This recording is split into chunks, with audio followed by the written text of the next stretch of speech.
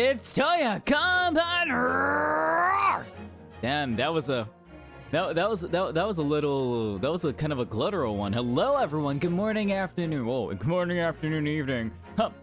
Come on, roar, or to all you, depending on what your time zone is. We're doing more Great Ace Attorney Chronicles. Yay! We're gonna be finishing up the second half of the first case. We are gonna be putting Minimemo to jail. We're gonna send that reporter to jail. He's been up to no good. He left his pen at the scene of the crime. You know, the RM is not for Ray Membami. I have to keep, okay, real talk. I have to keep like holding back and like say it slowly, because if I don't, I'll just be calling her Remember Me, because that's the pun, okay? But yes, the RM does not stand for Ray Membami. It stands for Raiten Menimemo. These names, okay. But yeah, we're gonna just jump right into it. I hope everyone has had a good day so far, or afternoon, or whatever your time zone is. It doesn't really matter. We're just gonna go into it. Let's go.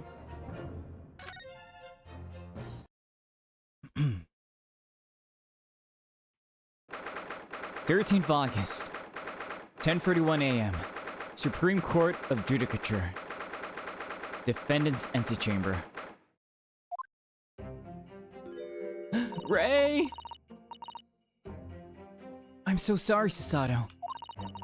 I should have told you about the toxin. You should have. You should have told us that there was poison involved. I had to figure that shit out myself. I had to read a newspaper. Man, to figure, like, we had to figure that out through a newspaper. My dad, who is the professor of the lab, didn't even know. He had no clue. No freaking clue. No idea. Ray. Dots. You have a strong sense of responsibility. I know. That's why you decided to shoulder the burden alone. She's 16. You're all 16. Are all 16-year-olds in like in the Meiji era just like so serious? Like, what's happening? What? No, that's not it at all. I was scared of my failure coming to light, that's all. So I hope to retrieve the substance from the Englishwoman before anyone found out. Dots.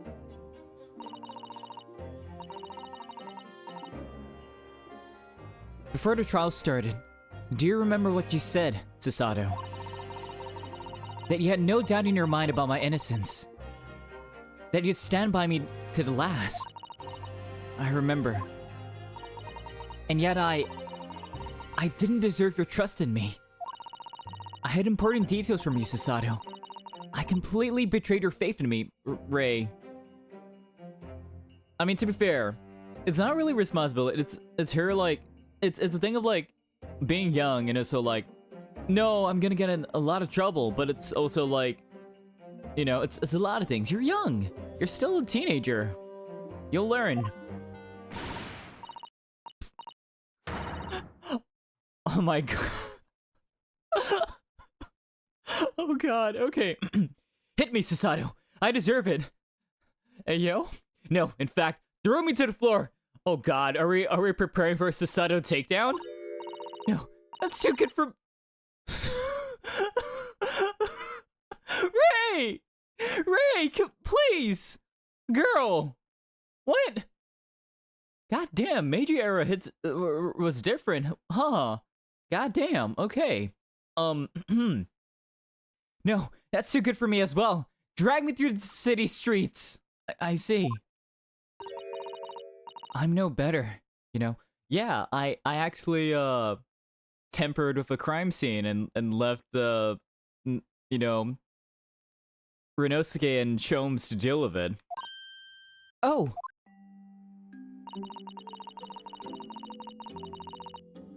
Even though in my heart I knew that you'd pull the knife blade from Miss Bratt's back, I doubted you for a second there.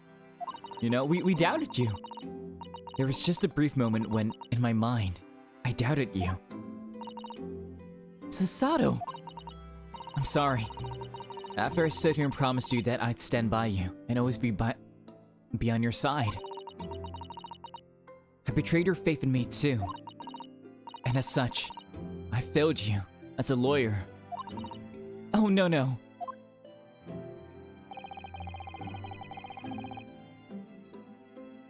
I think this situation has taught both of you a valuable lesson.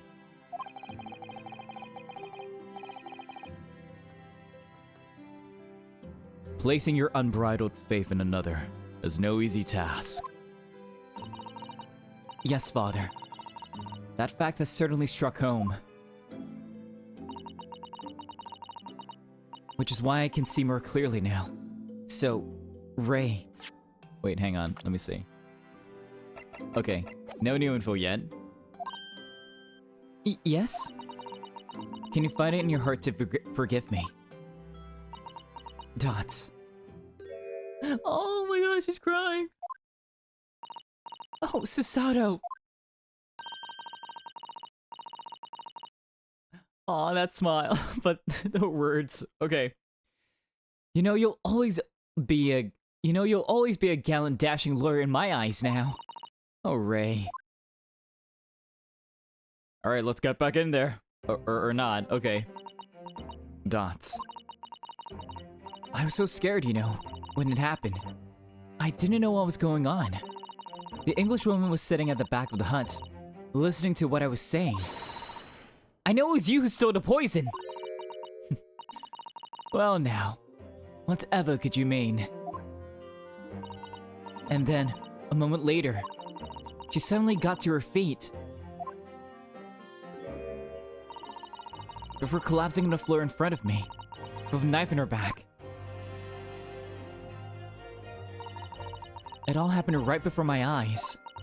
And you were the only people in the hut at the time. That's right.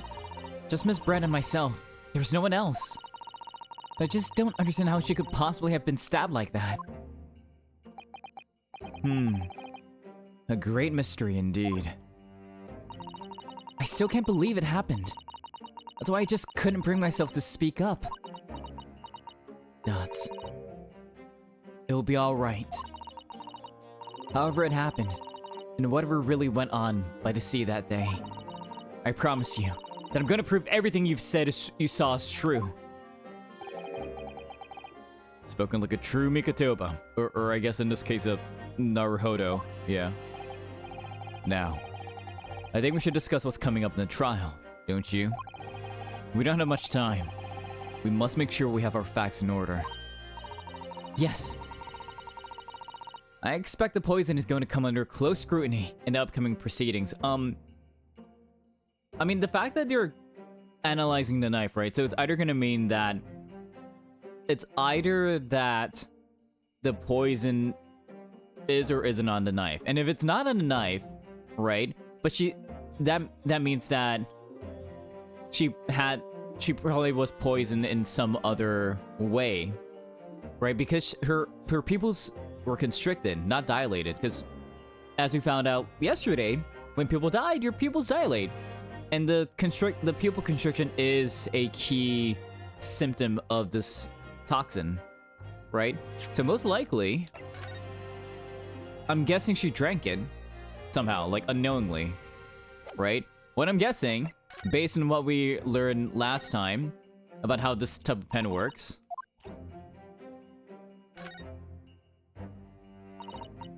right? Because, what was it? Ray said that only a small amount of toxin was taken from the lab, right? I'm assuming that, MENIMENOOOOO used this pen, because it's basically empty, right? Used this pen to suck up a little bit of the poison through the nib, because that's how you fill in the reservoir for this particular type of pen, right? And then maybe he was there, like, interviewing this person or something, and then slipped it in her wine, right? And if he is the same, if he is the one who was responsible for, like, because if he's the one who stole the poison, then he will be privy to the fact that the poison is stolen, right? it sounds weird when I say it, but that means that he'll be the one who wrote this article too, right? And that means he knows exactly what the effects are, right? So maybe that's why, like, that's why she was stabbed. Because if she was only, like, if she already ingested the poison, right? Then she would have just died by that, right? And it would have been obvious that she was killed by poisoning. But maybe, like, he stabbed her to make it so that he would kill her before the poison took effect or something, right? That makes sense, right? Like, this seems pretty clear-cut, kind of. Because, like, we know that he most likely stabbed her through, like, this slit here, right? Just like I mentioned yesterday, like, given how tightly compact, like, the bamboo or, like, whatever wood this is, you know? The fact that there is, like, this gaping hole right here is suspect. And if she was sitting here, right, she would have been stabbed here, right? And if you're looking at this, right, like, so he probably took this photo when he was at the back of the hut, right? The back of the hut, this area, this is the entrance, literally right here, right? You know, the hole looks way bigger in this photo, but it probably means he stabs, goes down, see her pulling the knife out. Oh, this is an opportune moment, snapshot, to frame her, right? Probably. I think we got this in the bag. We just need to prove it. The police should hopefully have identified it on the blade by now.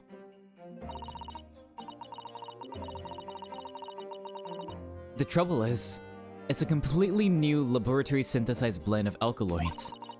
The police won't have any way of testing for it. Oh, I see. Okay, then that is problematic. Do we happen to have the thing to help test for it?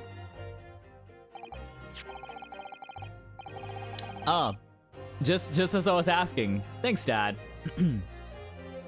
Yes. Without this chemical reagent, it's impossible to detect the toxin. Chemical reagent? I sent a colleague of mine off with some earlier to deliver to the police headquarters.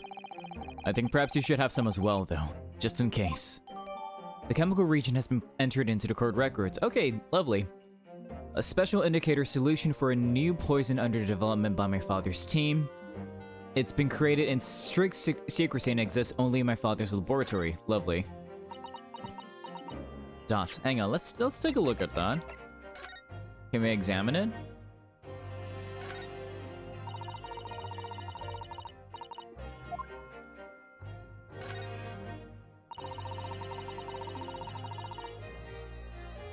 The label appears to be written in a foreign language that I don't know. It's German.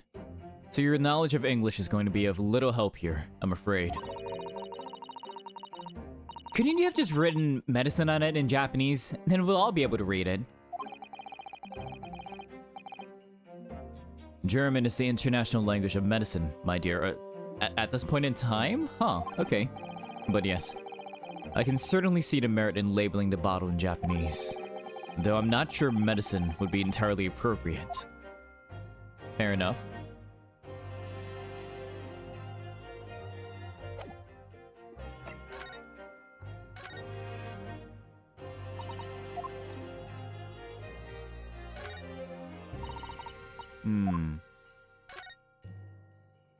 But can we prove that, like, there's something in here? I don't think we can, right? Like, at least not now.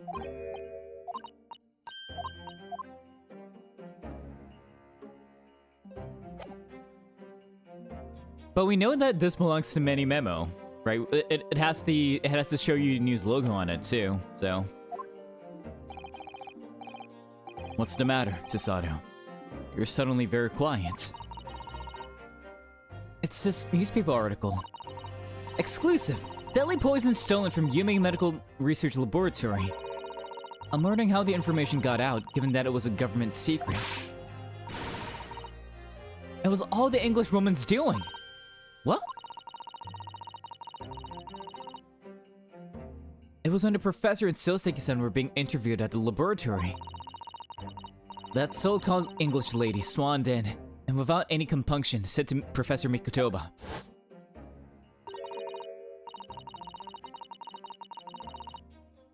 "Oh, Professor, surely your guests would love to hear about your work on that substance there." Interesting, okay. It put me in a very awkward position, to be frank. But Soseki-san's curiosity had been piqued, so I had little choice but to give him a cursory introduction. So then, Soseki-san knew about the poison? Yes, and it's highly likely that the reporter who was writing up the story about us would have caught a glimpse of the toxin too. That's MENIMENOOOOOO-san. By the way, did that reporter join you all when you went to the beach? Oh, no, I don't remember the reporter being there.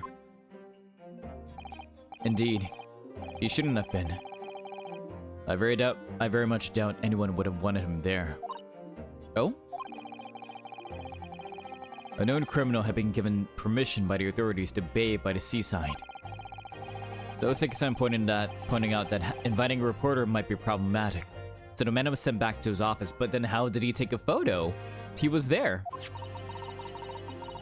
Yet he obviously didn't go back. He secretly followed the party to the beach and took this very candid photograph. And then presumably he posted it, anonymously, to the police. Yeah. Dots. Yes. That must be what happened. Dots. Counsel! We just heard that a new witness is now ready to testify. The trial is about to resume. Please proceed into the courtroom at once. Gotcha. It's time to seal ourselves once again then. Defense attorney, Ryotaro Naruhodo. Yes! Let's go. Ryo's put her faith in me now and told me everything. So I can't let her down. I have to prove that what she's telling the court is true. I have to prove what really happened that day.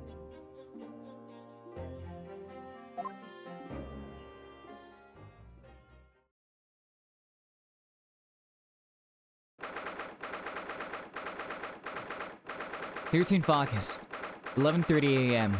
Supreme Court of Judicature. Courtroom 1. Let's go! Where are you, Mini-Memo? I hereby call this court to order as we reconvene to continue the trial of Rei Mimbami. Prosecutor Aochi, have you summoned a new witness? Before I address that question, Your Excellency, I have some very important news to share. Okay, you're smiling. That's not good. Oh. What news? And why does he look so happy about it? During the recess, with the collaboration of Professor Mikotoba's laboratory at Yume University, the police re-examined the knife that was used to end Ms. Giselle Brett's life. Excellent. I admire your rapid handling of the matter. Oh, too kind, Your Excellency, too kind. I was merely carrying out your instructions, of course. He did not find poison. He did not find a toxin on the knife, did he? Okay. I had to reach and deliver it to the police headquarters by rickshaw, so we'll be there in good time. But judging by the man's swagger, I fear we might need to brace ourselves for the inevitable. And, Counsel, what were the results? Dots. This dagger, which is so cruelly used to end the life of the victim, has no trace of poison anywhere along its blade. What? Are you sure about that? I would stake the reputation of the police on it. Armed to the region, the test is extremely simple. They couldn't have made a mistake. The murder weapon has been okay. Small knife, blah blah, no trace of poison found on the blade. Lovely. Lovely, lovely. Okay, so that means my crackpot theory was right. So, toxin was in the wine, or whatever the hell she was drinking, right? Guy overheard the cursory introduction that Mikotoba gave to Soseki-san regarding the symptoms of, you know, the poison, being that you have, like, you know, acute contractions of pupils prior to death, right? And impaired breathing and all that.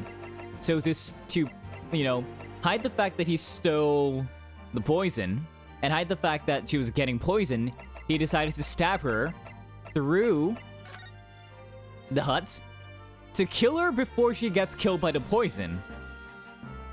Right? Which is why the knife doesn't have anything on it. I'm thinking. Let's take a look. Yes. This must be the victim's blood. Oh dear. Blood is never a pretty sight, is it? I'm having to fight the urge to run it under a hot tap to get it clean.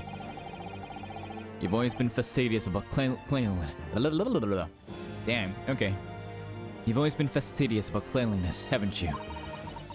I think this is something else, Father.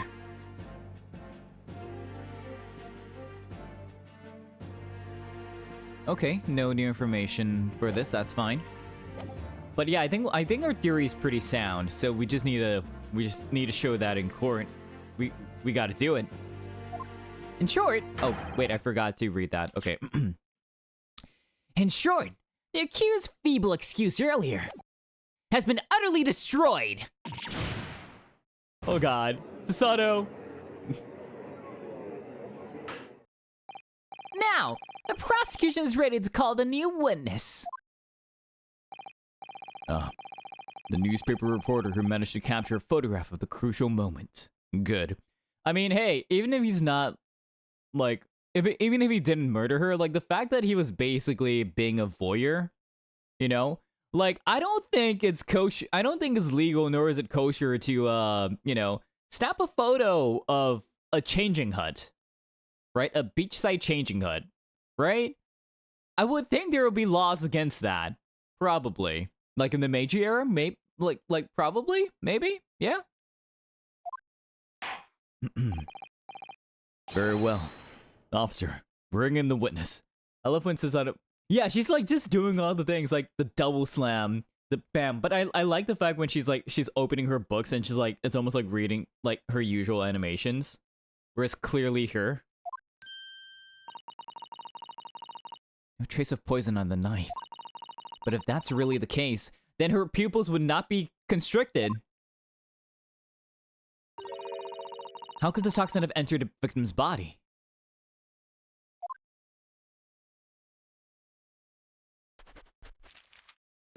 Hello, Minimemo-san. Witness, please state your name and occupation for the court.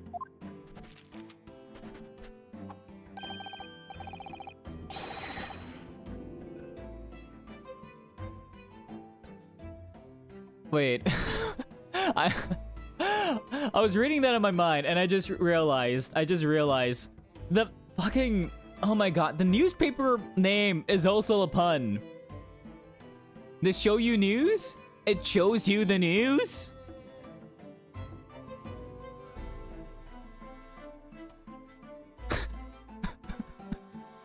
Show You News?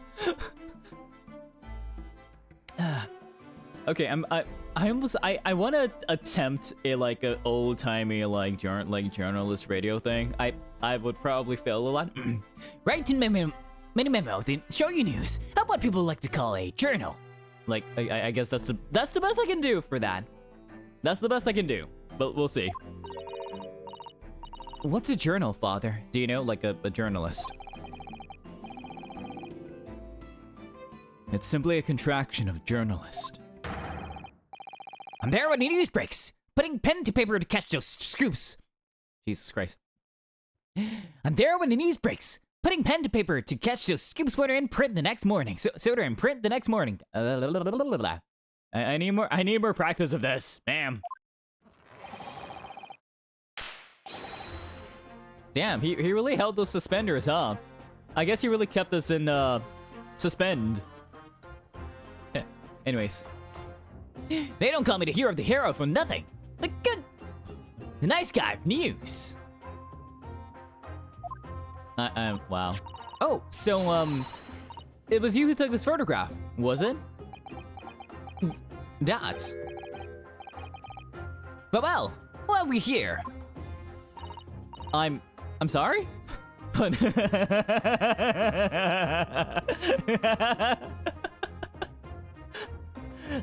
seeing my pun kind of go up always fills me with glee. No one who calls himself a nice guy is ever a nice guy. That is true.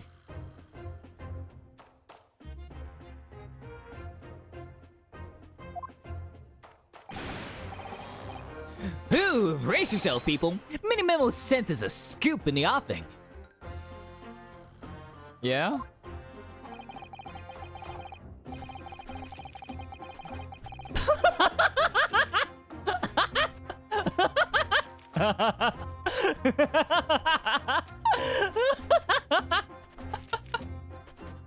Oh, curiously handsome young lawyer indeed. We do be gallant and dashing, aren't we? Okay. Female student up to fall play, defended by curiously handsome young lawyer in Supreme Court.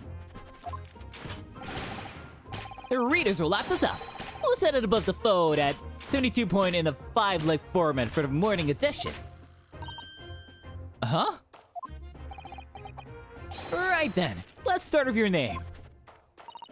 Oh, it's Rutaro Naruhodo. Next, what made you want to become a lawyer? I wanted to reform our country's legal system, I suppose. Hey, Susato, no, it's the other way around. I love that curiously handsome young lawyer is highlighted in orange text. So it's just canon now. It's just canon. Susato's a hot guy. Susato's a hot man. You know? Okay, maybe I won't do like the super fast the readers will laugh us up. Like I probably won't do that. I'll probably be like, I probably would make it more eager, I guess. Like still the same tone, but a bit more eager. Cause I would need to read that a bit more to before I can do it properly. Rutaro has suddenly become very ambitious, I see. I just bored Kazuma-sama's stream for a while. By the way, my name is Taketsuchi Aochi. That's Taketsuchi Aochi. Ouch. Okay. The so-called dark horse of the Supreme Court. My objectives strike fear into every defense lawyer's heart. Sorry. A little spit went down my throat and I had to keep going. I would not cough. But that's saying that with such disgust. Let's go. Dots. No, the readers won't buy that. What?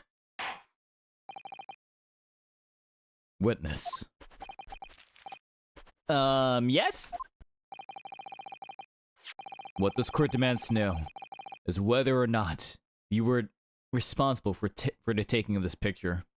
He really said, your bald head won't be even go on the newspaper, good sir. Literally.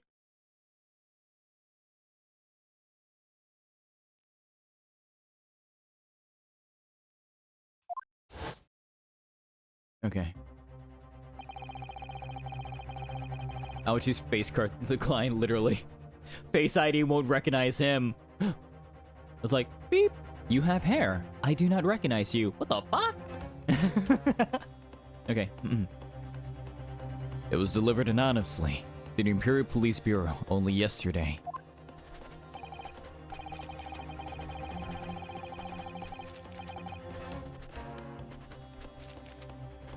Yeah, I wouldn't be a journal if I didn't click quick when presented with a scoop like that now, would I? Sometimes stories call out to me. Sometimes I have to chase them down, but either way, you gotta be...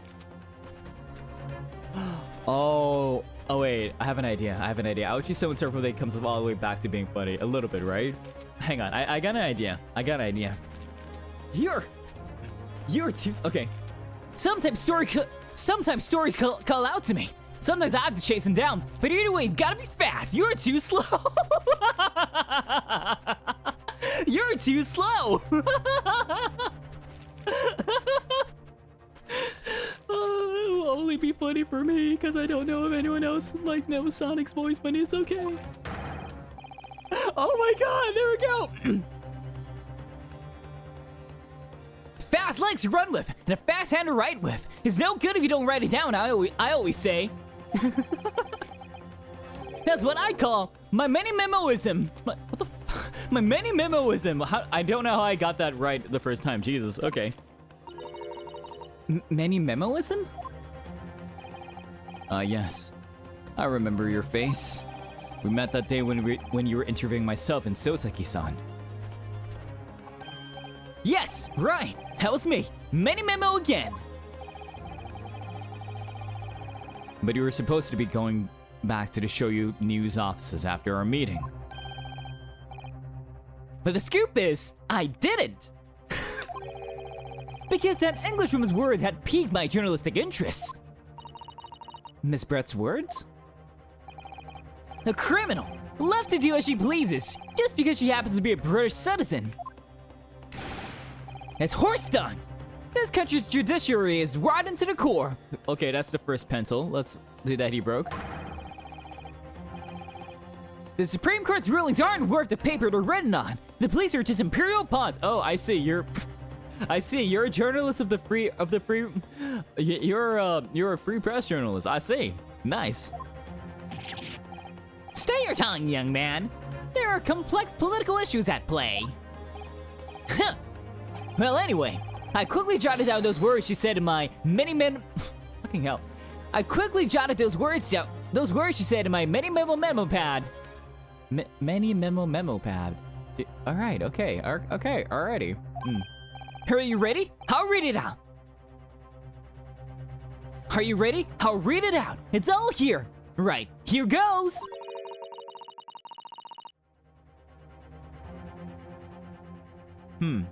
Now, do I read this in a British accent or do I read this as Sonic?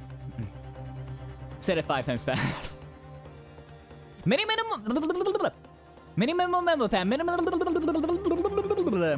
Exactly. See, I said it so fast. It's just exactly. Fucking hell.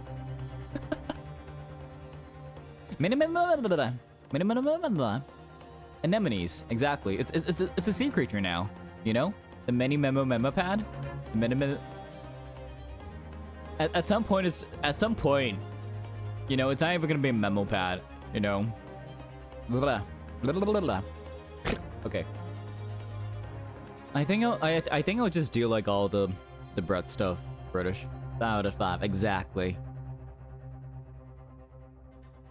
I should like to go with everyone to see your country's coast. Second pencil, okay. The serious criminal going on some junket. The people need to know about this. That's why I decided to sneak after them. To get the woman's story so I can hammer her in the press. Do you mean to say you did indeed witness it firsthand? The grim scene portrayed in this photograph. Oh yes! I saw my very own journal eyes. From start to finish. Through the viewfinder of my trusty camera. Well, not so trusty if your lens is broken, my dude. Thank you, Mini-Memo-san. You will now give a formal testimony before the court.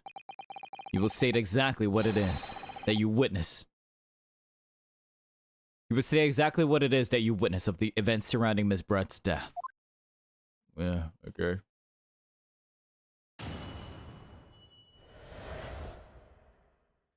The camera never lies.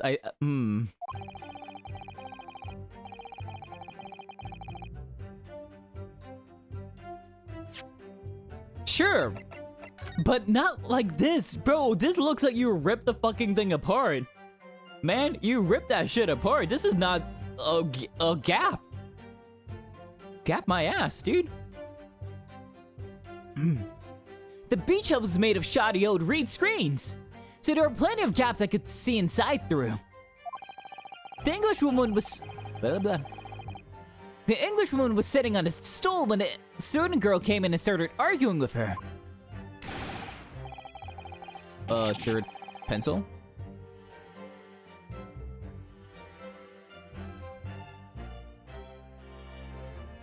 Seconds later, the girl pulled out a knife. Throwing the Englishwoman to the floor, she stabbed her in the back. Okay, couple things. She's in a swimsuit.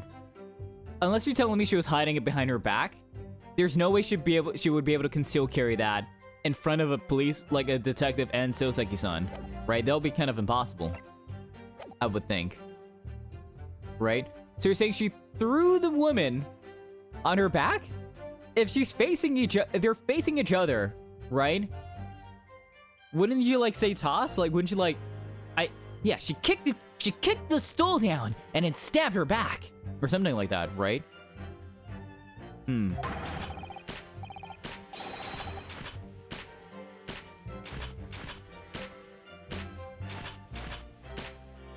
My smoldering journal spirit burst into flames. Quick as a flash, I whipped out my camera ready to click. So you were spying on them while they were potentially changing, right?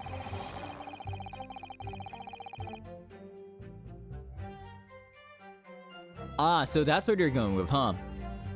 I pull apart the rough weave of one of the screens and poke the lens through for the perfect shot.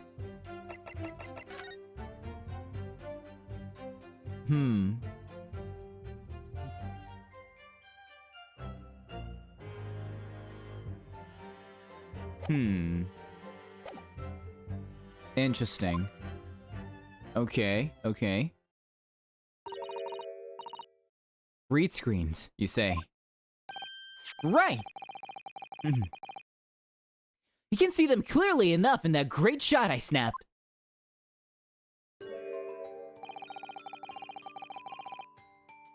The hot walls were just screens made of coarsely woven reeds. Yes. It allows the breeze to pass through and bring some relief from the summer heat. And it was a breeze for me to poke my camera through and see the whole thing hotting up.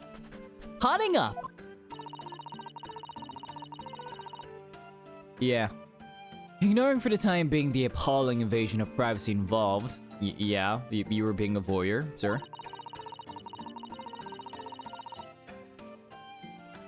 Did you witness everything that happened from the moment the defendant entered the hut? Oh yes, I saw it! I saw the whole thing from start to finish. And you say you took the photograph through a gap in one of the screens. Luckily for me, they were pretty shoddily woven. I pulled the reeds apart and thrust the lens of my camera through the gap.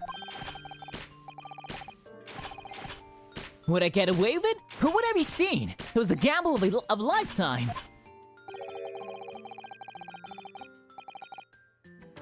Or, like, a tenacity that's not as admirable, considering that he was basically being a voyeur. I don't, you need to get your priorities straight, Aoichi. A tenacity of purpose that's considered admirable in a journalist, I suppose.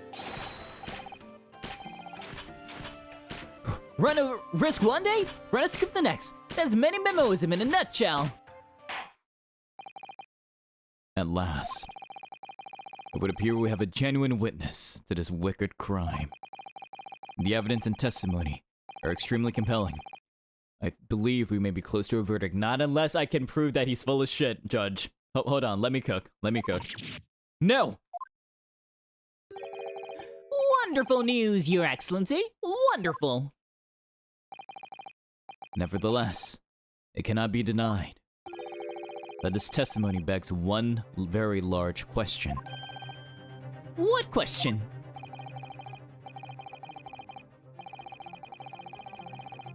Exclusive news. A startling photograph. All the makings of an exceptional story for the reporter. So why did he submit the photograph anonymously rather than take credit for it? Right? He could have, like, posted that on the news immediately. But that was not in the morning newspaper at all. right? Why did you send this photograph in anonymously, right? If this is such hot news for you that you didn't even write a story and publish it, you know? There we go. Why then was the story never published? Oh, that's right. Dots. It seems clear to me there are circumstances at play here that are yet to be understood. Ha! More pathetic excuses! Very well then, Counsel. Proceed with your cross-examination. Yes, Your Excellency. This merchant is reported that meets the eye. He's keeping something about this case very close to his chest.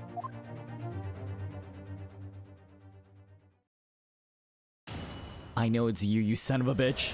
I know it's you.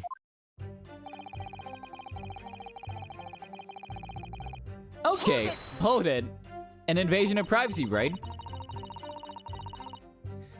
What made you want to see what was happening inside the beach hut in the first place?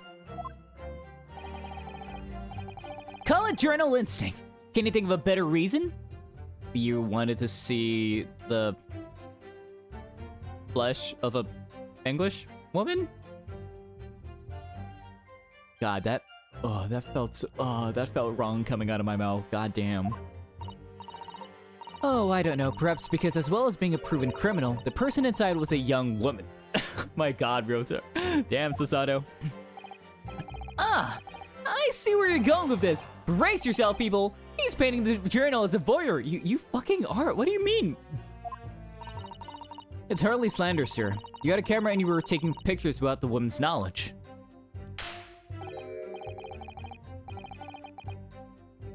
Nope. You got it all wrong, little student boy. Sorry?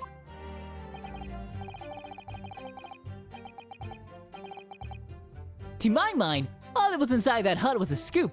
Nothing more, nothing less. It doesn't matter what your like subjective reasoning is. Like, to everyone else, you were being a creep.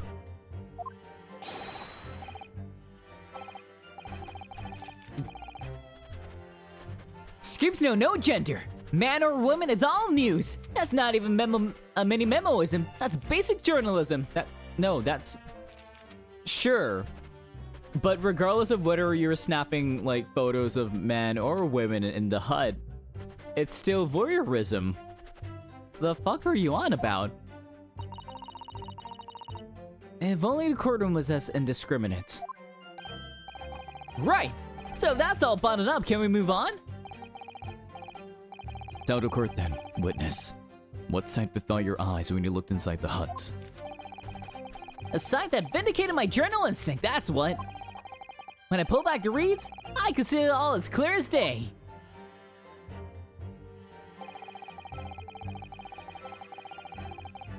Okay, what were they arguing about? So you actually saw Membami-san entering the hut? Yup, and she was raging like my journal was spirit. God damn it. And the argument you mentioned, what was that about exactly?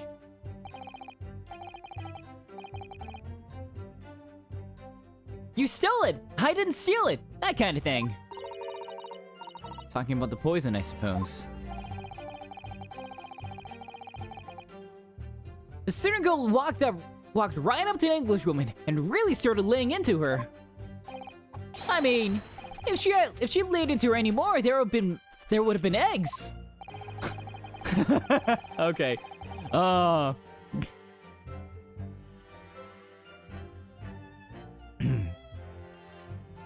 The man should have been an author. His descriptive talents are wasted on journalism.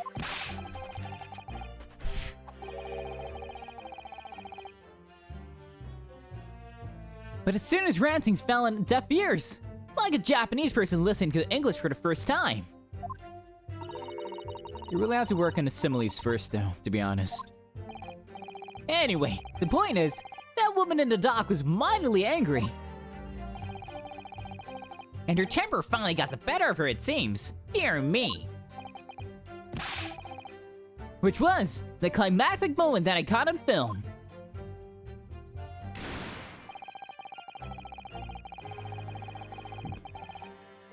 Seconds. Yeah, let's hold on this.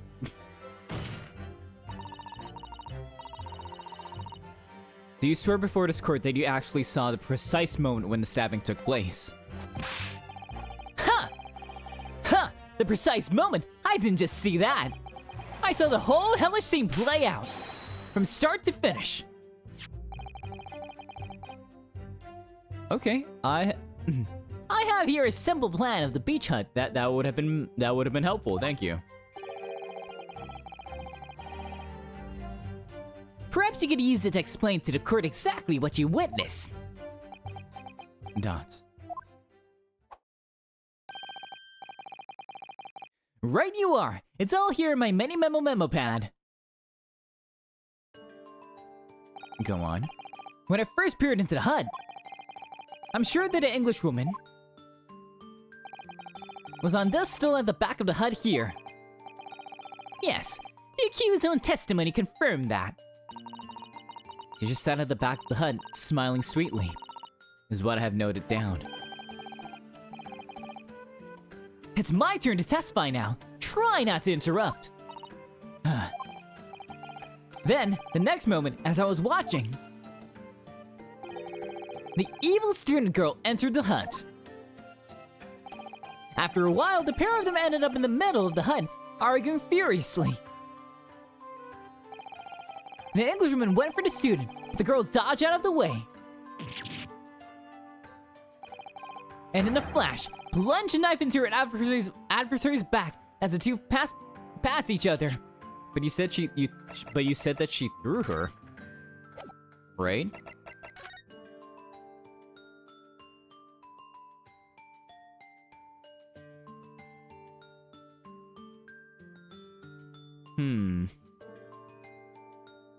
But then how would that explain like the wine glass here and then the pen, right? It seems like a bit random because presumably she would have been holding it on her right hand as well because of the way that it fell, right? Because she would be, wait.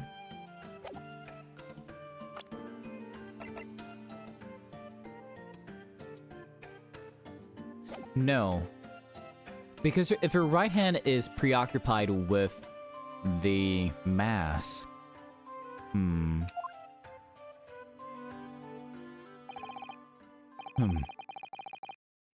What you describe is a grim crime indeed.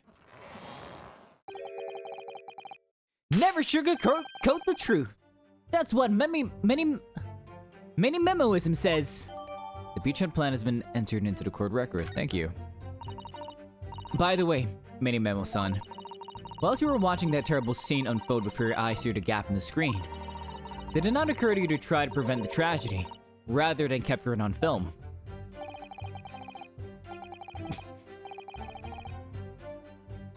Journals have to be observers. We can't get involved. It's a Really? Raison d'être. So you didn't converse with Miss Brett at all? Obviously not.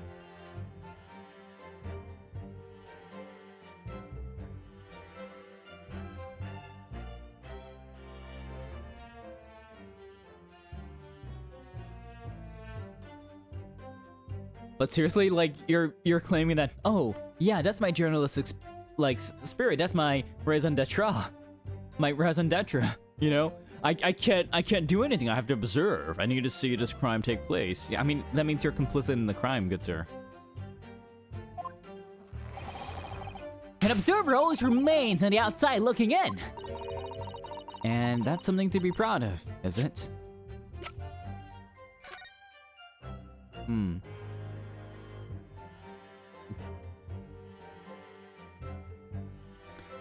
Wait.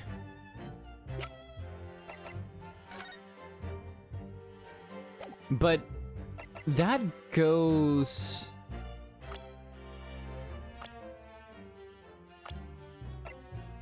Okay, you're 38, alright. No, but here's the thing, right? Like, the picture has her on the right side, right? His explanation has her at the back. Like, he said that he stabbed her in the back, like that. Right?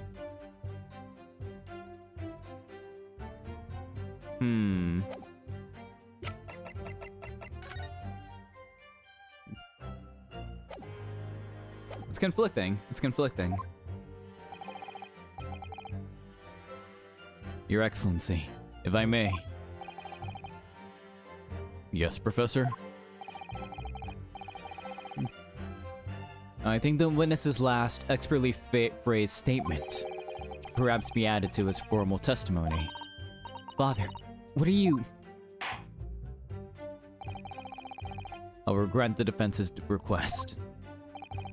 MENIMENOOOOOO, you will supplement your formal testimony with the aforementioned statement. Well, nihilism is the foundation of MENIMENOOOOOOism, but I'll gladly prove that my words aren't meaningless.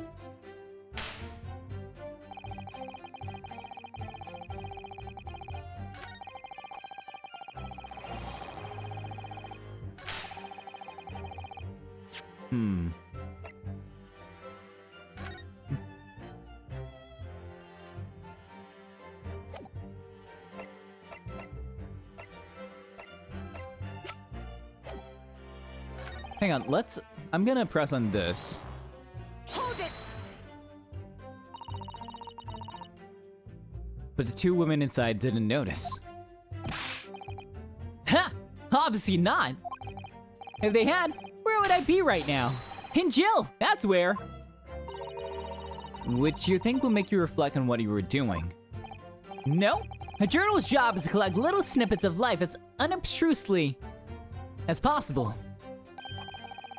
Leave nothing but footprints. Take nothing but photos. Yes, that's spot on.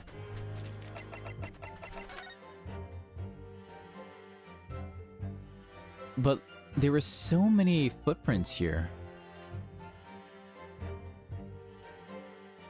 Hang on, let's see. Okay, look, she's wearing... Okay, let's consider this, right? She's wearing slippers, right? So it wouldn't have feet. Right? Ray, presumably, we can't see what her feet are. Thanks, game. But presumably she's barefooted, I would assume. But either way, this looks way more than just like 2 sets of feet, right?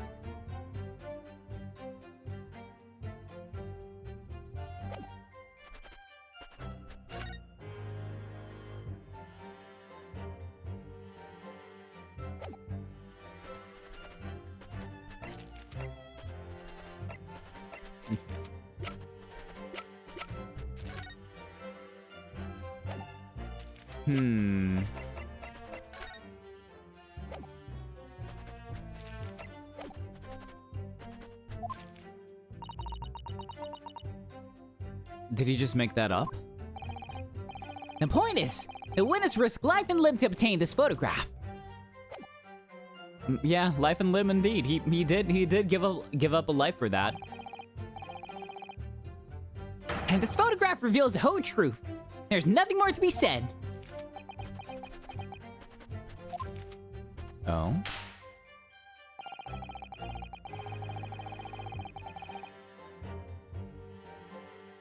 Hold it! I want to press on this. Really? You didn't set foot inside the hut at all. Are you quite sure about that?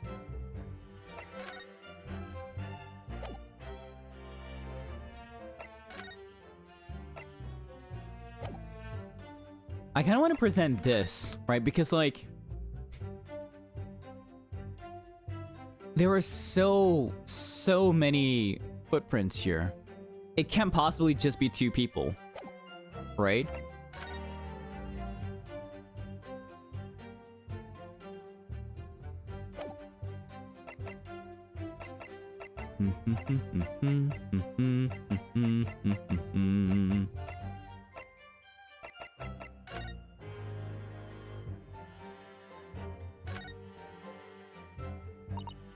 Well, we know for certain that this emblem isn't that of Yumi University.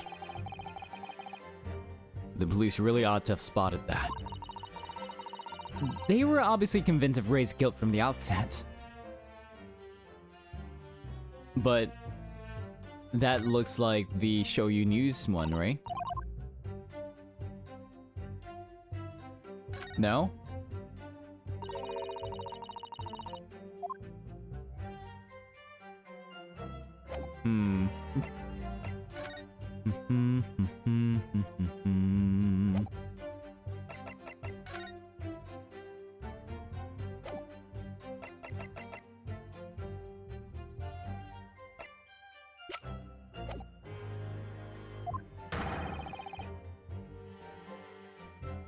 I think you may have the wrong impression of me. We're talking about a murder scene here. My nerves are stretched to breaking point already. Oh, I see. You were scared.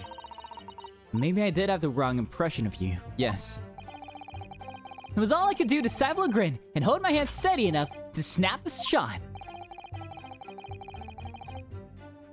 You really should have summoned help before thinking of your camera. Menimemoism and humanism don't always agree. And most of the time in those instances, Menimemoism comes out on top. As a sculptor of stories, sometimes I have to be cruel for my art. Yes, that's spot on. Surely he's making all this up.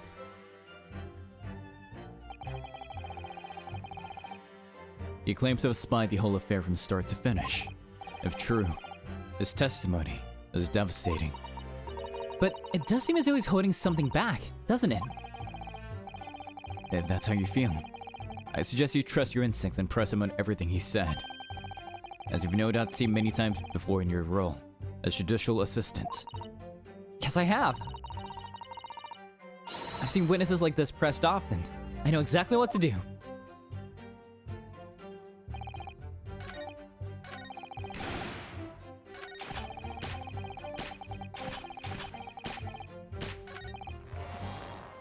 Oh, I haven't clicked on this one yet. Hold it! The court is fully aware of your desire to capture the incident on film, I'm sure. But why then?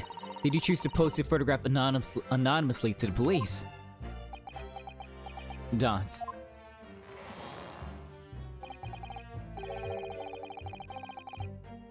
I'm afraid.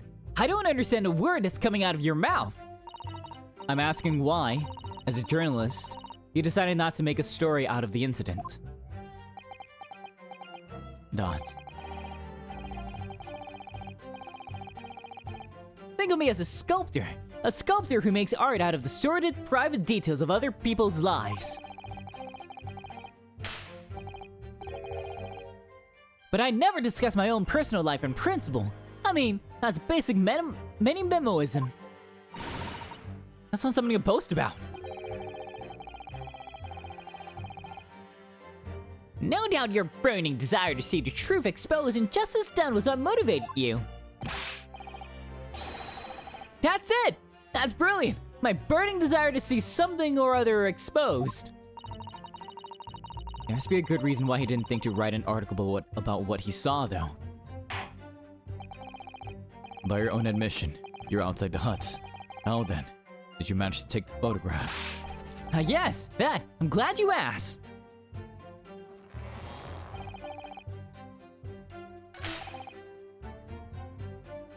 It has to be this, right?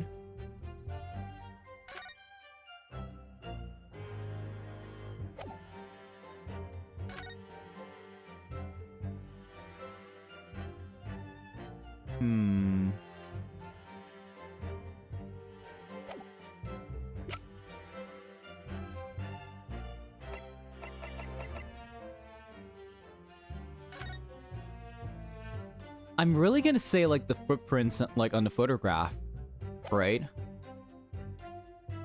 Because there's really nothing else. I pressed on everything, right?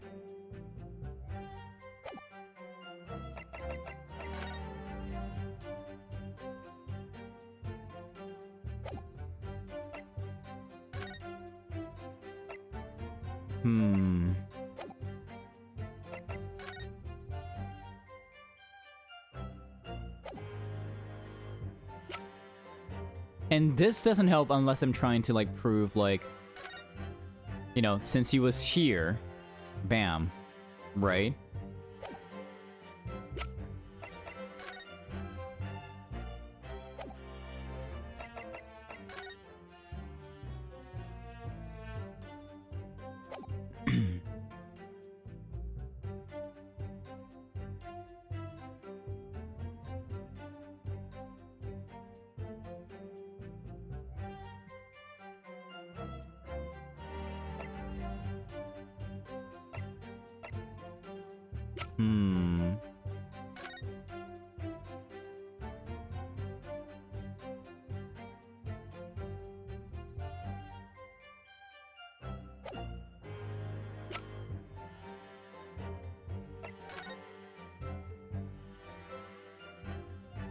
Yeah, I'm willing to say it's probably like the footprints.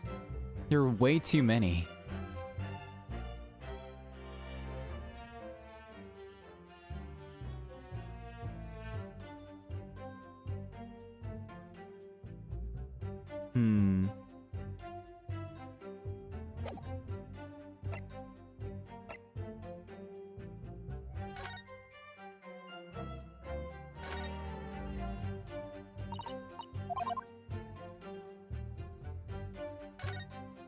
Where do we present the pen?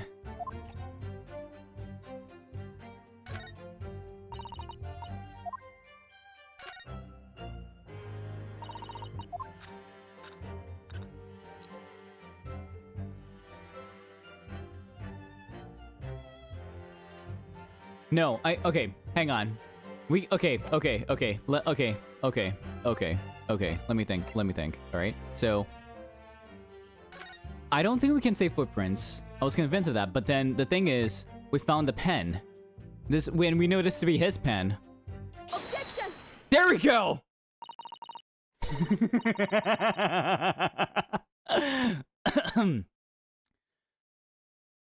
MENIMENOOOOOO. Until now, I've had a firm belief that newspapers are in the business of uncovering and publishing the truth. And you can't say that you don't have a pen and you're only using pencil. I see the ink mark on your right hand.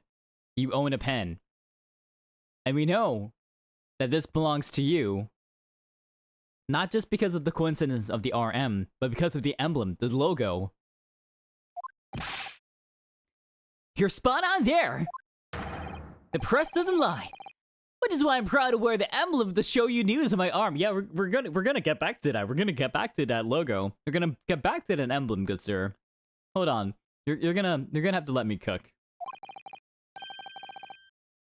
In a way, has more mini-memoism. Sadly, though, it seems that journalists who write for those papers don't always share the same passion for the truth. What? What are you suggesting with those recriminatory words, Counsel? MENIMENOOOOO, do you recognize this fountain pen? Yeah. Oh yeah, why did you react to that, huh?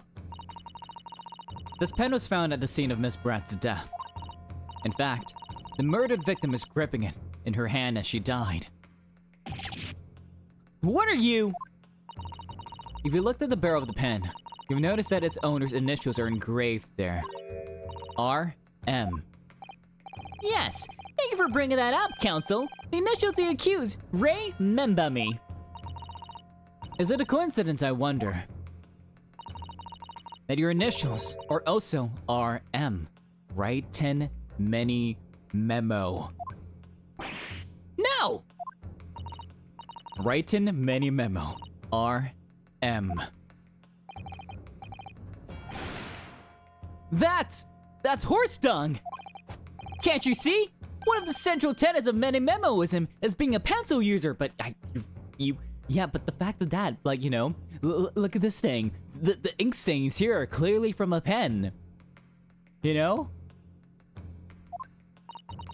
And yet, as the court will clearly be able to see, on your right hand, there's a very obvious blue ink stain. It would appear that you must have rather carelessly left it somewhere recently. Your favorite fountain pen That is. Horsey horse dog! Menimemo-san, is it not the case that before she died, you were inside, you met with Giselle Brett in that beach hut? Let's go, her objection team, let's go!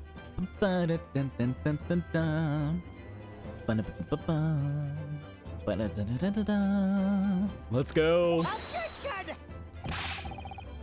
Why should we listen to this absurd nonsense? It's nothing but another excuse. Exactly!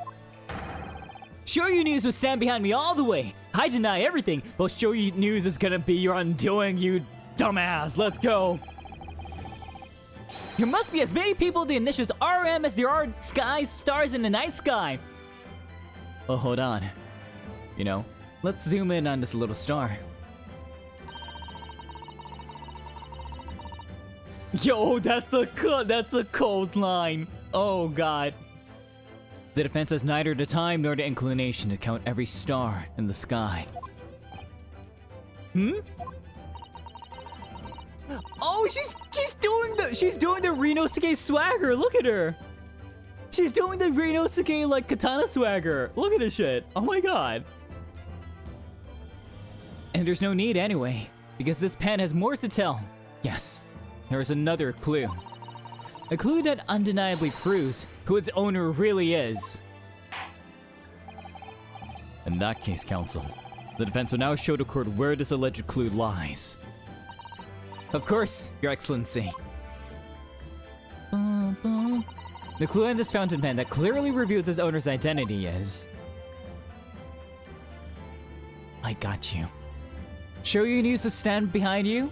Stand behind you and support you? Nah. Show You News will be your undoing, Menimemo-san. There's also an emblem here. Look. But it isn't a Yume University one. It must belong to some other organization, I suppose. A business of some kind. But that would seem to imply that the pen doesn't in fact belong to Ray. Yeah, of course. Hey! Take that! As well as the initials, there's also an emblem on his fountain pen. An emblem that you will of course recognize, Menimemo-san. Goodness me, it's the emblem of the Show You News. It really do be showing us news, Judge. It do be showing us news. It's revealing all the hidden secrets of this case. In other words, the owner of this pen is an employee of the Show You News whose initials are RM.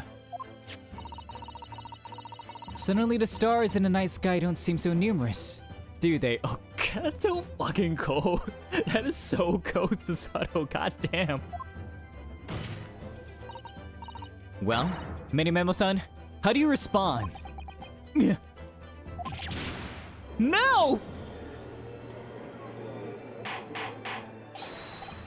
Order, order. Explain yourself, witness. Dot. Ha! Ha! Ha! So, this is how the mighty Supreme Court works, is it? Using coercive tactics to have well-meaning citizens reveal harmless secrets. I've used nothing but honest tactics. Alright then, fine. I won't try to hide it anymore. Yes, not long before that grim tragedy unfolded. I, a Show You News reporter on behalf of the public, conducted an interview with the Englishwoman. An interview? You never mentioned this before? When exactly was this? As I said, it was before that evil little student girl showed her face in the hut. It couldn't have lasted more than 2 to 3 minutes, that's all. It was just a brief exchange. But it came to nothing. And as we Menimenoooooooos say, the people who don't pay their dues were unworthy news. However insignificant you deem it to be, this court cannot overlook the meeting between yourself and the victim. You will testify now under oath about the precise nature of this meeting and what transpired. Got it. Yes. All right. But on one condition. What do you mean on one condition? Condition?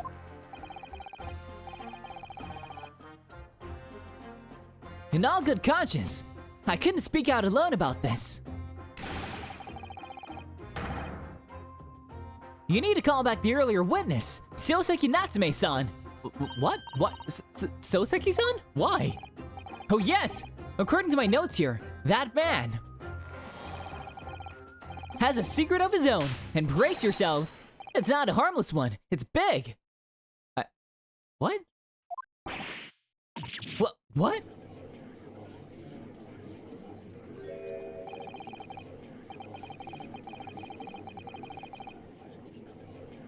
The Minimenooooooo states that one man's secret is every other man's front page story. I see.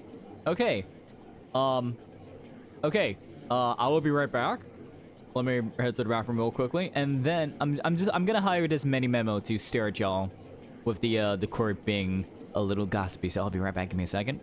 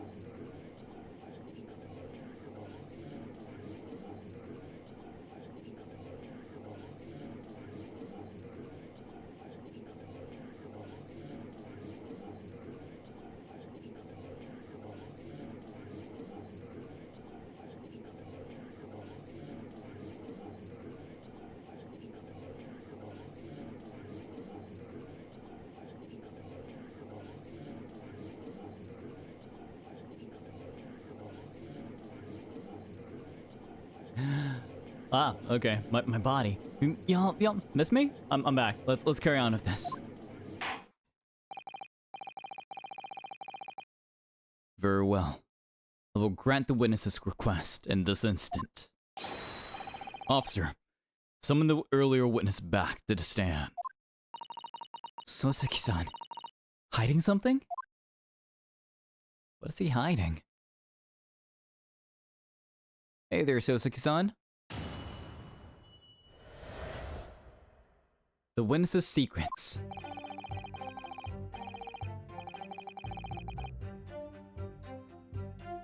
I asked the Englishwoman for an interview, but she declined, so I left the hut without making a fuss. Then, watching secretly from the outside, I saw the woman being stabbed and the other witnesses come running. The detective realized the victim still had a pulse, so he ran off to fetch help. That's when this Rider man here asked the woman a very significant question.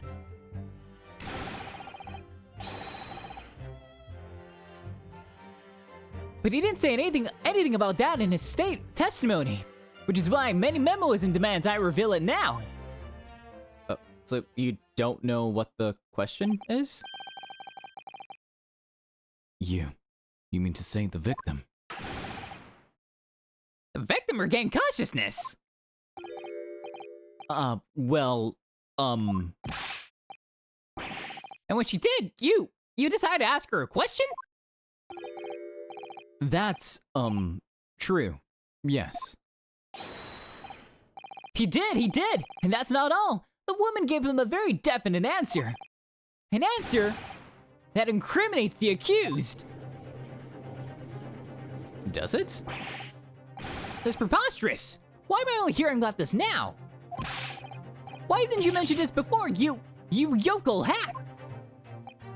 It wasn't even a conversation! Yes, I did pose a withering English Rose a question, I don't deny it. But she could no longer speak. She was barely conscious even.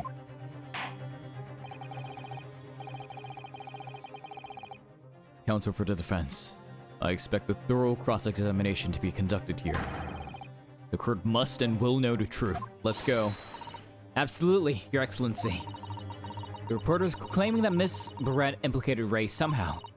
What on earth could have happened in that hut?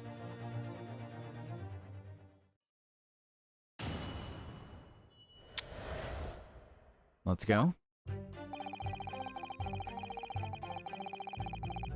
Let's press on everything. Oh, it did. You asked her for an interview, you say? Well, of course I did. I wanted to ask her about the incident she was involved in at the end of last year. About the case in which Dr. John H. Wilson lost his life.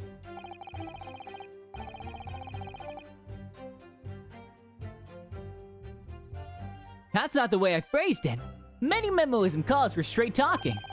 Why did you murder Dr. Wilson, is how I put it to her. Yes, that sort of talking is as straight as a ruler.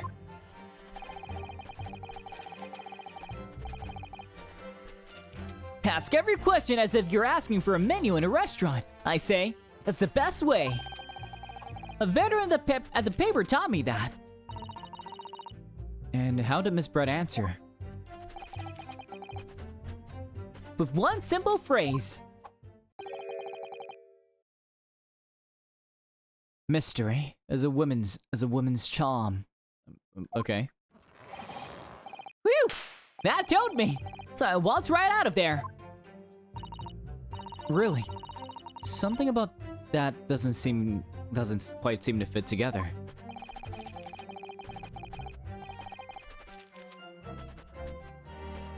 Leave every room as if you're waltzing in a dance hall, I say. It's the best way.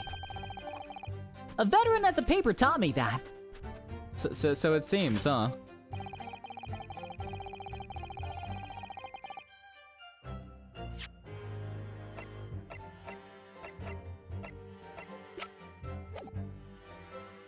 Hold it!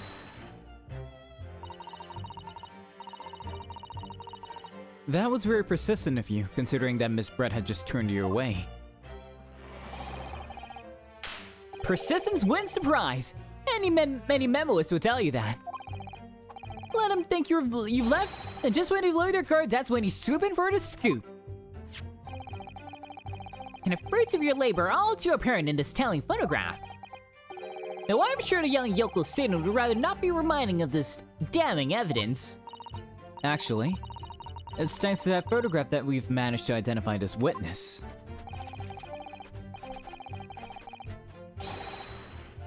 And now that you found me, I'll tell you whatever you want to know. I've got nothing to hide, but you clearly killed her. I'm sure. Please, do go on ahead, witness. The court is eager to hear what you have to say. Try to stop me. There's a story to tell here, and I'm gonna tell it. Realized the victim still had the pulse, so he ran off. Okay. And Soseki-san remained behind in the hut. That's right. Yep. Our author friend here was a blabbering wreck, shaking all over from his head to his toes, mustache twitching, eye bulging. What do you expect? You don't know the terrifying troubles that taunted me whilst traveling abroad. Back behind baleful bars. You'd be coming for me, surely. That's all I could think. It's as though I was gasping for air, drowning in a sea of cold sweat. Poor Soseki-san. His experiences in London have scarred him deeply. As the world seemed to close in around me, I quietly recited a prayer to Amida Buddha. Eternal emptiness, empty eternity. The end is coming for me, surely. No sutras are to resound in my courtroom, please.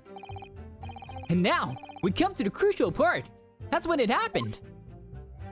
Go on. Okay, but can we have Soseki after this testimony, please?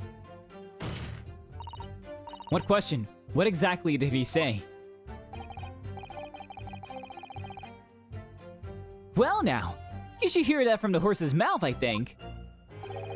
Don't you, Mr. Rider Man? Arg. Out with it, you yokel hack! What did you say to her? What did you say to the dying Englishwoman?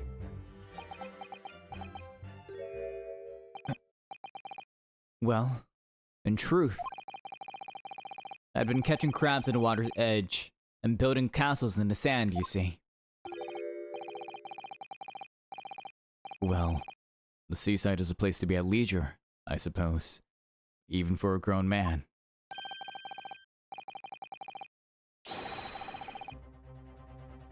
But then, all of a sudden, from that little beach hut, a young girl's panic-stricken cries for help pierced the air. Specifically young girl, so that means, Ray. Ray! I ran up to the beach to see what was happening, to find the defendant leaning over the collapsed victim.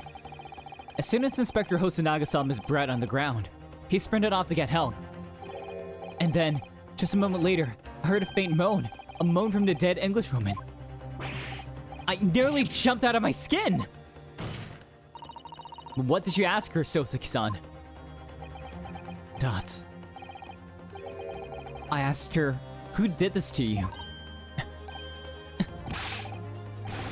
Don't retract this any longer. How did the woman respond? She didn't. She said nothing in response. But...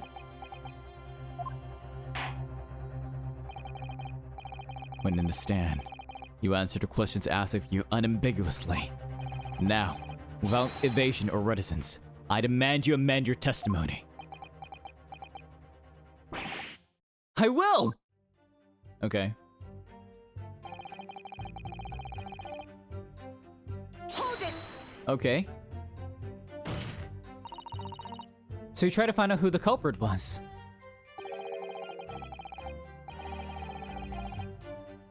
He who asks a question is a fool for a minute, but he who does not remains a fool forever. Word to live by. And having been labeled a criminal twice during my time in Great Britain, I was quick to make up my... Wait, twice? But we only defended you once for the murder, for like the assault of, like the physical assault of like Olive Green, right? Was there another trial that happened? Is that gonna be part of this game too? Okay, interesting.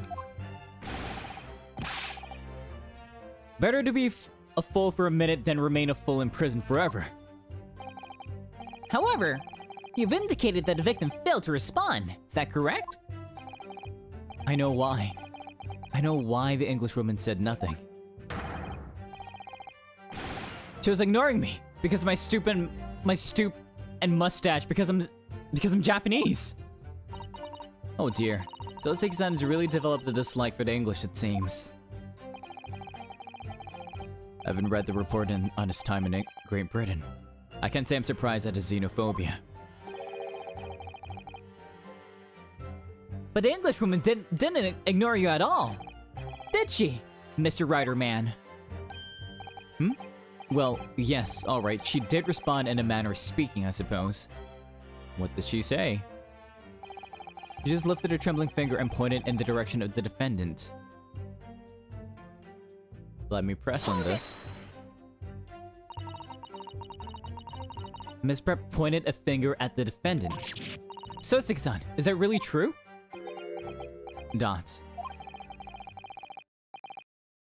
It's not easy to stand here and say this, but when we first entered the beach hut... Go on. The Englishwoman was sprawled on the floor before us, with the student girl standing on the far side of her. And when I asked, who did this to you? The Englishwoman summoned her last ounce of strength to point a trembling finger at the back of the hut. But what if she wasn't pointing at the culprit, she was pointing here, at where the reporter is? Which was, it can't be denied, in the direction of the student girl who stands accused today. No.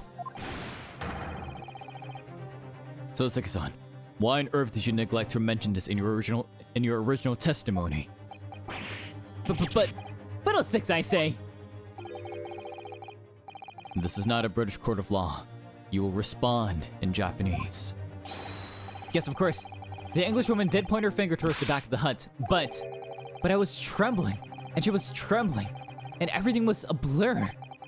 And thinking about it, I feel as though perhaps she was pointing in a slightly different direction.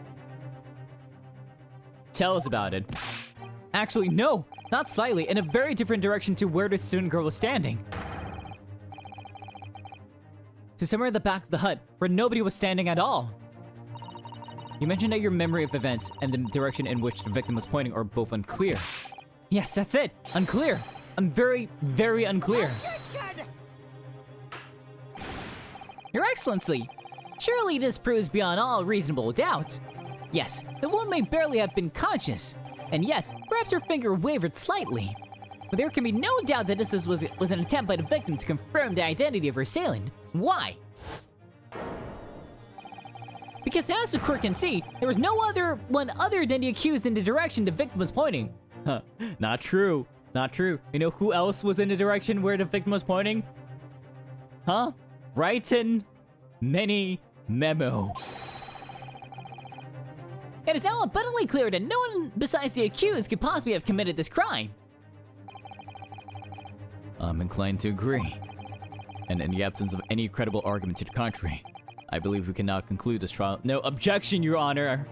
I call shenanigans. No. No! The headline's writing itself. Dashing lawyer's hopes dashed. 92 points across the whole page. We'll do an extra edition. This is a serious blow, Sasato.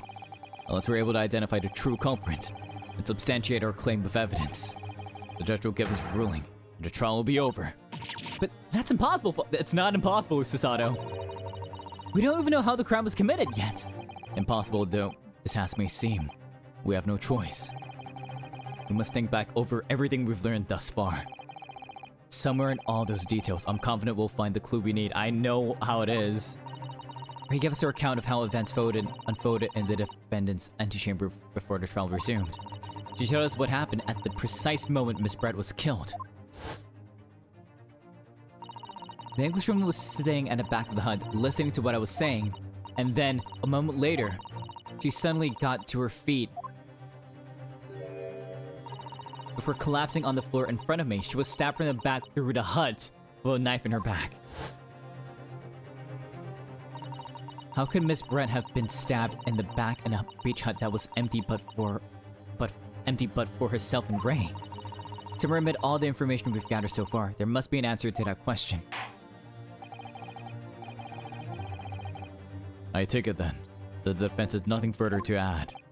So, the Gallant Yoko student's luck finally runs out. I can't say I'm surprised. In that case, I'm ready to deliver my final verdict on this matter. Objection! This is a crucial turning point now. If I can't establish what really happened, it's over. Where was the real culprit hiding? And how did he or she stab the victim? I know how! Objection! He was behind the hut, and he stabbed through the screen while she was sitting at the fucking chair. Your Excellency, I respectfully ask you to postpone your adjudication for the time being. Oh? To what end, Counsel? The defense would like to present the court with an alternative theory. An alternative theory that can explain who the victim was actually trying to implicate with her dying gesture. Objection! An alternative theory? Huh, non-exists. Objection! You sit your ass down. There was someone else present at the scene who could have committed this crime. What? And the victim, Miss Brett, tried to reveal who it was to those around her at the time by mustering all her remaining strength and pointing a trembling finger in the killer's direction. This is fiction, fantasy. Very well. As you seem so sure of yourself, Counsel, I'm prepared to hear your alternative theory. So, young Ryotaro Naruhodo. Yes, Your Excellency. You present your latest theory to the court by means of this plan. At the moment the victim is stabbed, where exactly are you proposing the culprit was concealed? Right here, buddy. Right outside. Take that!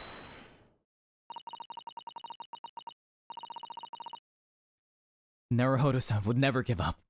And I'm a Naruhodo now. The true culprit who fatally stabbed Miss Brent was concealed in this location here! Are you mad, Counsel? You're suggesting the culprit was outside the hut! What?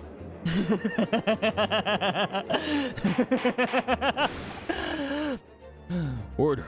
Order! Order! But student lawyer Naruhodo-san Esquire, that makes no sense at all. You've just pointed out the exact spot where I was hiding to get my scoop snap.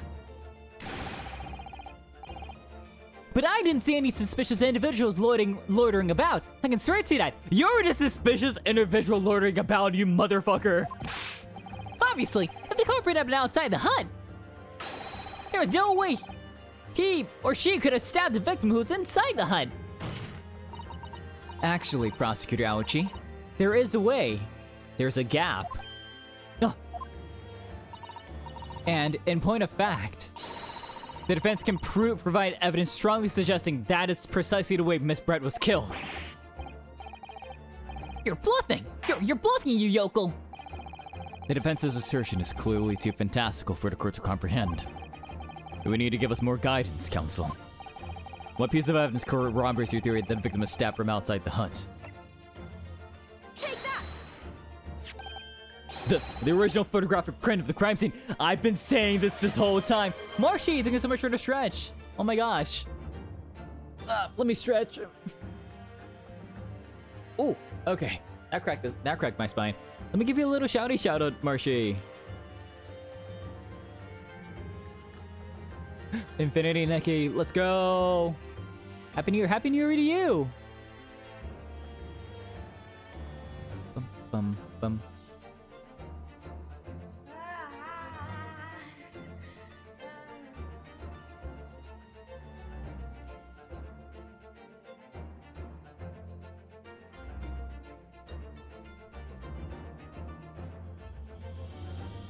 No.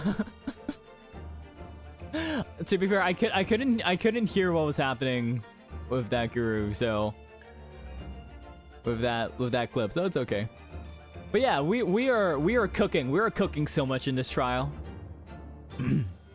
the original photograph print of the crime scene.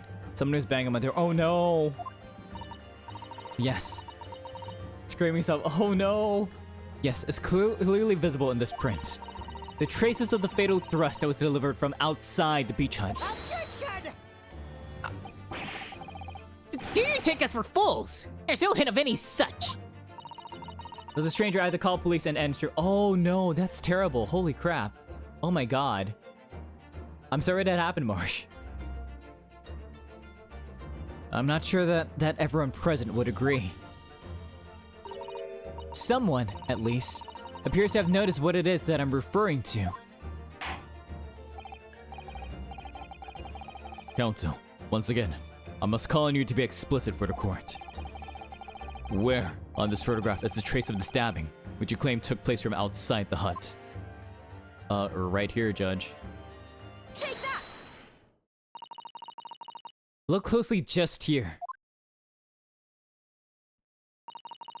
In the screen at the back of the hut, you can see the effect of a blade having been forced through the reeds.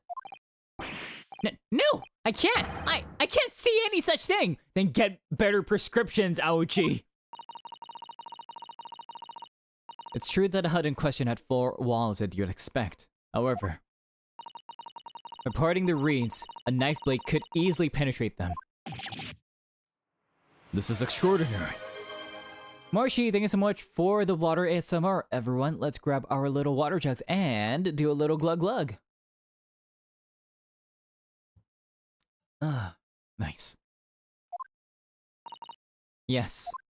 The true culprit actually stabbed the victim from outside the beach hut. And of everyone present at the scene, there's only one person who could have done that. Only one person who was directly outside the hut when Miss Brett was killed. Raiten MENIMENOOOOO. Raiten MENIMENOOOOO-san. It could have only been you. No! Objection! This preposterous idea leaves me almost speechless. Just look at the photograph again. The victim lies almost exactly in the center of the beach hut, does she not? Are we to assume as part of this farcical scenario that the assailant was a knife thrower? No, she was sitting down, dude. Objection! No, of course not. Or not? If you recall the testimony of the defendant about the events just before the victim's death. Inside the beach hut, I confronted Miss Brett. But she just sat on the stool in the back of the hut, smiling sweetly at me, as if she knew she was untouchable. A stool? Have another look at the photograph. You really need to get new glasses, Aochi. The slit at the read screen would perfectly align with the back of a person who was sitting on that stool. My word. So, in fact, the victim was killed while sitting on that stool by a stab wound to her back delivered through the read screen. Ah! Having been attacked, Miss Brett rose to her feet instinctively. But then, unable to speak, she collapsed on the floor in the middle of the hut. Before the defendant, Minbami-san's appalled eyes. And that, Your Excellency, is the truth of what happened on the beach that day.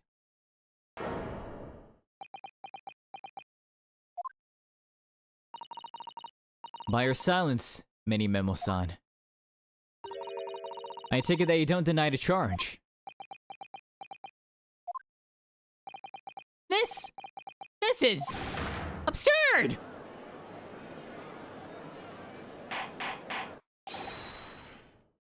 That will do. It would appear that we have a tacit admission of guilt from the witness. Accordingly, This court has successfully established the truth of this matter. He's gonna say hold it or something, right? He's gonna make it a little bit more difficult for me. But hey, my little crackpot theory from the start of stream turned out to be true, so I'm proud of that. But the fact that we can, like, remove the pen and have the reservoir means that we still need to prove the poison, right? Like, why, you know, among other things. But, like, you know, so we'll see.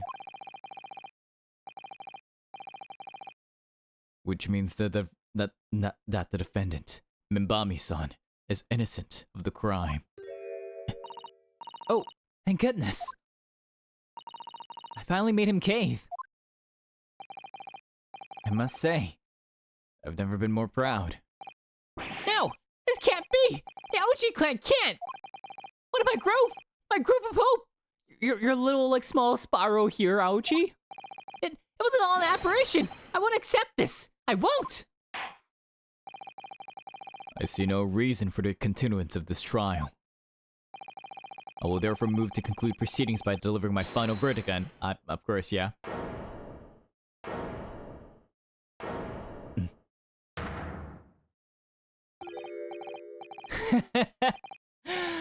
Well, this is all very convenient. This is how the highest court in our mighty empire delivers justice, is it? Suppressing well-meaning citizens' freedom to speak and branding them as criminals. But we've established that the victim was stabbed from outside the hut, through the reed screen walls. And no one but you was in place at the time to have his hand on the hilt of the blade. It's a perfectly logical deduction.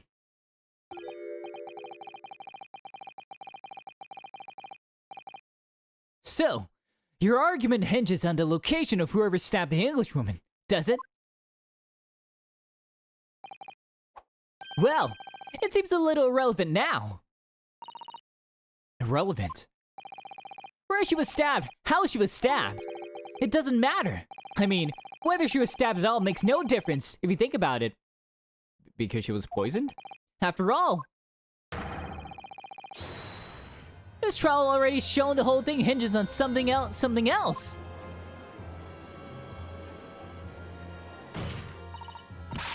What are you talking about? Brace yourself, little man. I'm talking about the fact that everything's changed. Because of the dirt you dug up. The poison, I knew. What? Enough obscurity. Explain yourself, witness. What's to explain? I'm talking about the poison, of course. The poison? Let's ask the professor for a comment on the situation, shall we? I understand that a deadly poison you were developing was stolen from your laboratory, correct? And it's been shown that this poison was administered to the victim, Miss Brett. Is that correct? That is correct. The unusual constriction of the victim's pupils are a sure sign that this particular poison was used. I see. So, presumably that means that the victim already had the poison in her body before she was stabbed.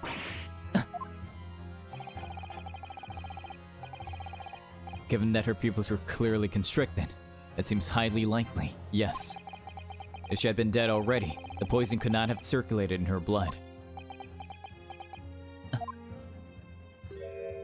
Oh, okay. How refreshing to hear the argument of a metropolitan mind.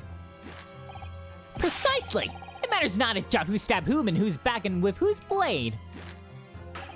Because, quite simply, the Englishwoman's life was taken not by the knife, but by the poison. Objection!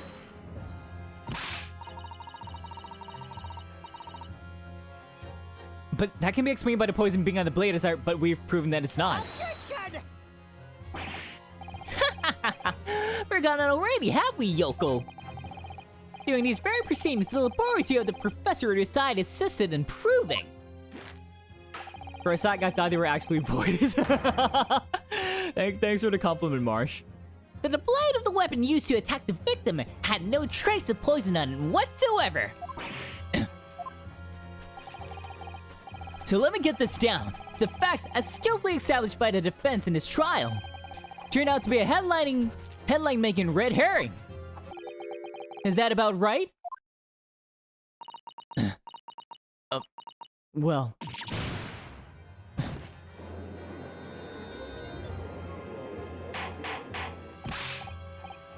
Order, order, order. But where does this leave us? How? In that case, did the poison enter the victim's body? She drank it. It's like my brain got too much into it, but I never actually oh no, I'm sorry, Marsh. There's an undeniably obvious answer to that. The lady was most likely imbibed it. Weird moment. I mean, she drank it. Have another look at the photograph here. As you can see.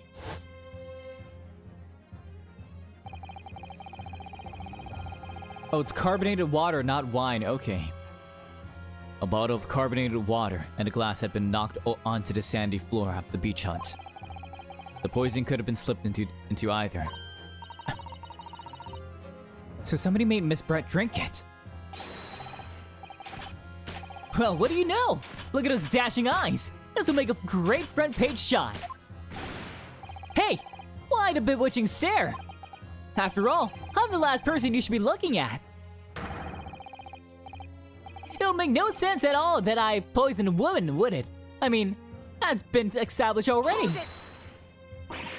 Established? What are you talking about? Don't tell me you've forgotten. That's a little hard to believe, given that the person who established it was you. Me? Wondered if it that she was at the back and he stabbed her. Oh, let me capture those wide eyes. This is prime press fodder, this is. It would seem that this trial is not destined to end yet after all. I hereby call upon the witness to give further testimony. That's great, that is. Let me get a shot of that magnificent beard, your excellency. You claim it to be impossible that you were the one responsible for administering the poison to the victim. You will explain to the court in your testimony the basis upon which you make such a claim. I'm a journal and I'm a man. I've never tried to run or hide from anything in my life, except that you totally are. And I'm not about to start now, because that's mini-memoism. You keep saying that, but that means nothing. Your convictions mean nothing. For a brief moment, I thought I'd eliminated the truth, but it slipped right back into obscurity again. Because where is this trial going to take us? Witness testimony, let's go. Complete innocence, go on. Oh yes! I stabbed the Englishwoman, and it's that very fact that proves I'm innocent! But you would still be jailed for assault? My dude?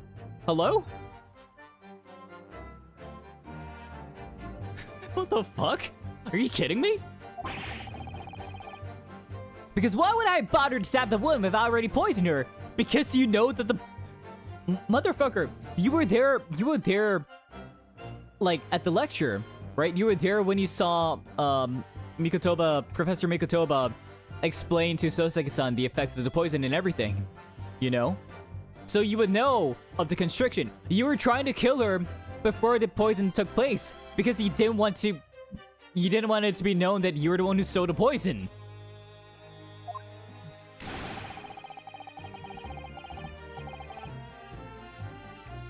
When I heard the student girl in that pompous English murderer arguing, it got my goat. If the courts weren't going to punish Brett for what she did, someone else would have to see justice done. A sound on a corpse. Oh god, yeah. So you admitted then that everything happened as I described. That you are the one who stabbed Miss Brett in the back through the read screen. Definitely don't make it much better. Yep. You can blame this miserable country of ours. A country that bows to the pressure of foreign powers and lets murderers walk free. What kind of future can a country like that have? That's why I did it. I did what our pathetic leaders didn't have the guts to do.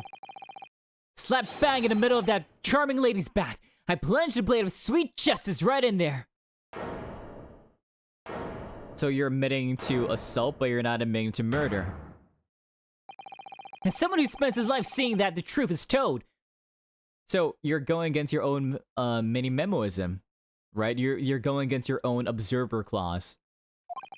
I feel really awful about giving false information in my testimony before. But as it turns out,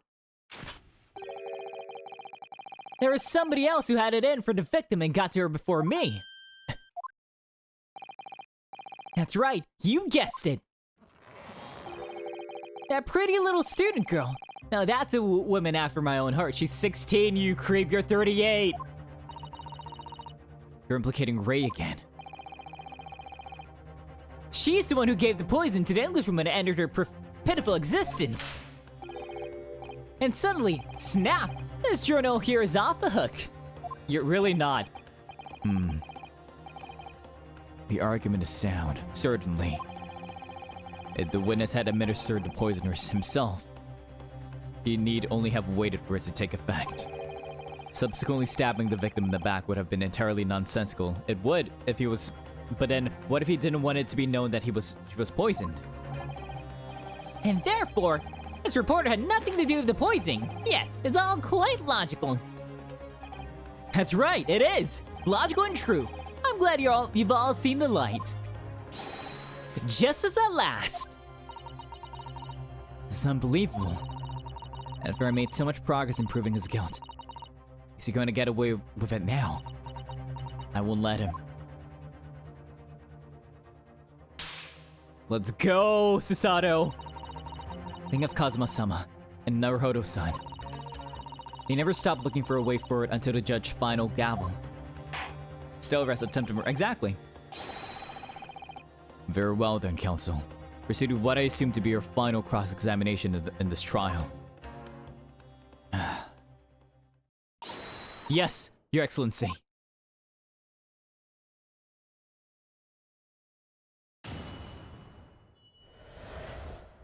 Complete innocence, okay. Hold it! You better be jailed for it, exactly. So you do admit that he had murderous intention towards Miss Brett, then? Ha! The woman's very existence offended my sense of justice! Your sense of... he's claiming some sort of righteous indignation. She was pure evil. A cold-blooded killer who committed murder right here on our empire's soil. But then our good-for-nothing government do anything. Not a chance. So I had to step in. Fly the flag of justice. Put things right for the people. Yes, it was my civic duty. That's what drove me to do it. So, in summary, murderous intentions, then. Whatever you want to call it, the point is this. That Englishman was a blight. So I had to do what was right for society. Rhyming now, are we? Yeah, the real wrong was done, but a student girl in the dock, a crime for which you must pay. Obviously, because the poisoning was nothing to do with me at all.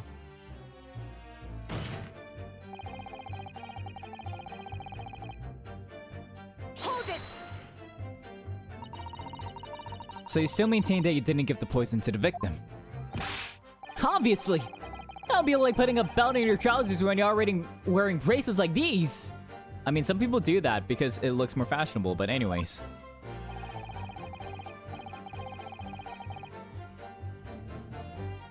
The accused administered the poison, following which this victim stabbed this witness stabbed the victim. An unforgivable act, certainly, but not one of murder. That crime rests on the accused's shoulders. That is how the law works, you see, yokel. Who knows? You may even learn something here today.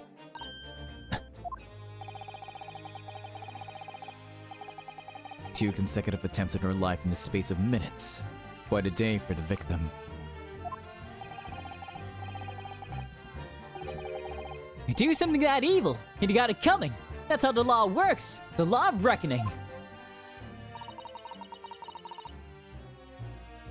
It's not the kind of law this court upholds. You will reiterate why you were compelled to stab the victim then, witness.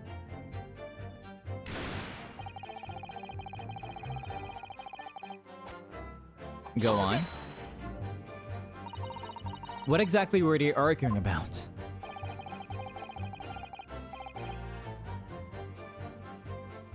About what happened in that restaurant 9 months ago. That's what. Wrong. You said it yourself that you stole it. No, I didn't. So why are you changing your testimony now? The student girl was laying into the English woman for killing her beloved mentor, Dr. Wilson. Yes, John H. Wilson, a professor of medicine, invited here from England by Professor Mikotoba, no less. Right. But the English woman just jeered. Her case was to be heard by the British Consular Court in Shanghai. However, there was little doubt that she would simply have been acquitted and sent back to her homeland a free woman. He was eating that student girl up inside, you could see it. I really felt for her. Susato! No, Ray, you're pure! He can't stand here while he's lying. I can't! I can't stand here listening to this tripe. Ray! Young girl, he's an accused here. You can't just blurt out whenever you feel like it. No, you can't. Sorry, but I'm in the middle of something very important testimony here. Just keep quiet and listen. You shut the fuck up, man. But it's awful man is making all this up. Susato, please, you have to make them listen. Return to the dock at once, Minbami-san. We're in the middle of a cross-examination. Your Excellency, please, I implore you. That journalist is clearly not a trustworthy witness. Exactly. He's a filthy, rotten, black-hearted, bigoted, dirty, great peeping Tom. Whoa, take it easy there. Please, I really think the court should hear what the defendant has to say. Your Excellency, I see no need whatsoever to entertain the accused's remarks. Dot. I will grant the request of the defense. But, Your Excellency! This is likely to be the final cross-examination of these proceedings. As such, I believe it would be ill-advised to stifle the defense's obvious concerns. So, whilst recognizing that this contravenes regular protocol, I hereby call upon the defendant to speak. Oh! Thank you so much, Your Excellency. It's nothing to do with Dr. Wilson. We're discussing the stolen poison. Hold it! Let's go. The stolen poison that killed the victim, you mean? I suspected her of being the one to steal it. I mean, just think about how she killed Dr. Wilson. That's true. Additionally, Miss Brett certainly had knowledge of the new poison. But surely, it would be no easy task to steal a highly secret toxin being developed for the government. Indeed. All visitors to the laboratory are thoroughly searched when they leave. Even if a thief managed to avoid being seen by myself or a colleague, getting the poison out would be very difficult. That's true. I pestered Professor Mikotoba until he agreed to show me the poison when I visited his laboratory. But as I left, I was searched from top to tail.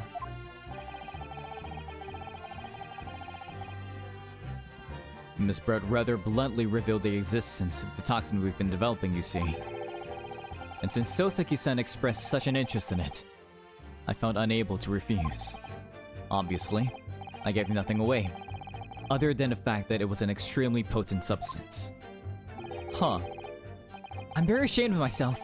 It's just that I've had a singularly terrible experience with a deadly poison.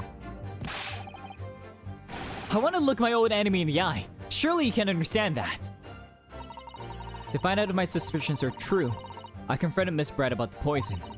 I told her that if there were to be an incident involving it somehow, it wouldn't just be the university. The military would be dragged into it. The whole government even. It would be a complete disaster. And how did Miss Brett respond to your concerns? She just curled those beautiful lips of hers and said she didn't know the first thing about it. In English, actually. Ah, yes. Menimemo-san, one small question if you don't mind. Oh. Do you know English? I do mind. Can't you see I'm busy? Clearly, you were outside the beach hut listening in whilst the defendant and Miss Brett were conversing. Presumably then, It was you who wrote this article about what you heard. Oh?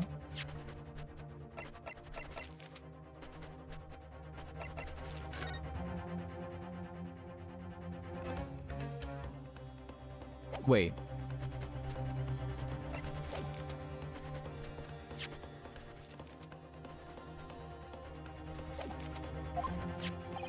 Oh, yeah, because the poison. Exclusive. Oh, because he just said that he only said that it was a very fatal and lethal poison, but the specific details of it, the constriction. Exclusive. Deadly poison stolen from Humane Medical Research Laboratory. The story was published in this morning's edition of Show You News. The details here are too accurate for it to have been written by anyone else. Sorry, don't know what you're talking about. Yes, look at this. The entire article is almost what I said to Miss Brett, word for word.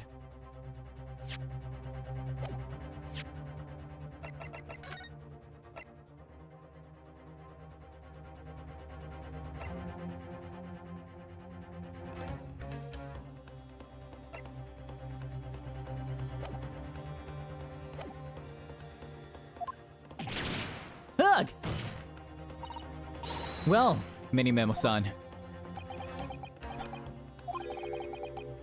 As a journal, and as a citizen of a free country, I don't have to reveal my sources. That's a founding principle of Mini-Memoism. Father's clearly right about this.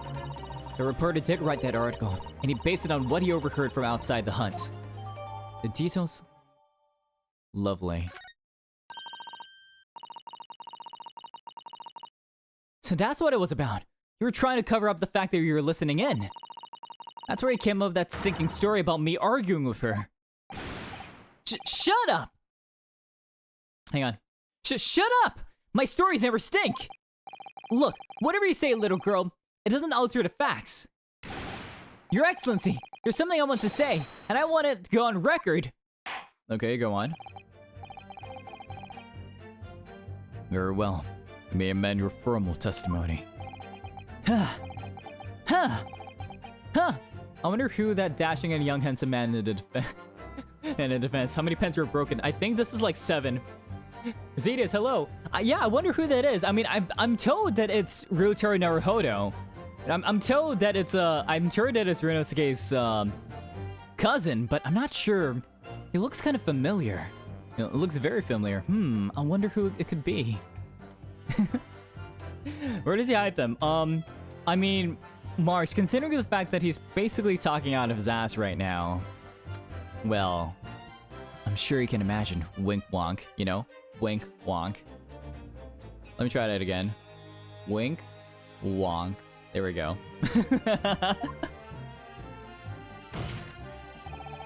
Out of his... Exactly.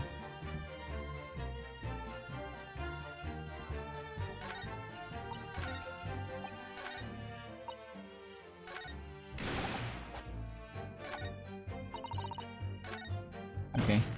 The point is, if you poison someone, there'll be no reason to then go and stab the person as well. Yes, it would, though.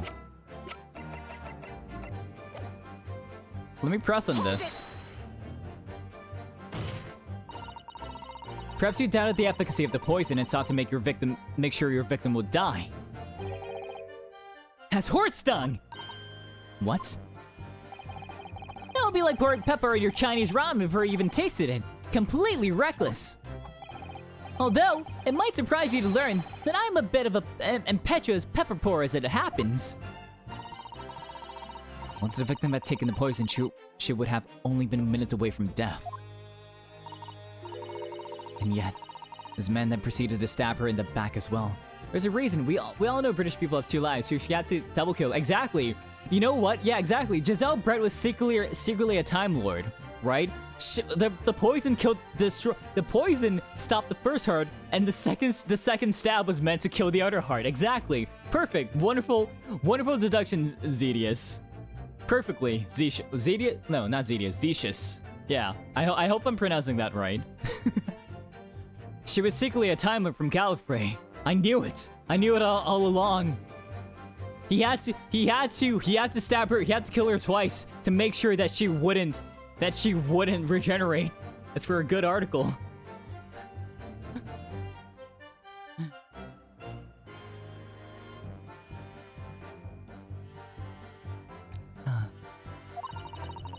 There has to be a good reason for that. It was the reporter who gave the poison to Miss Brett. Then clearly, they must have done it prior to Ray entering the hut. Yes, that's undeniable.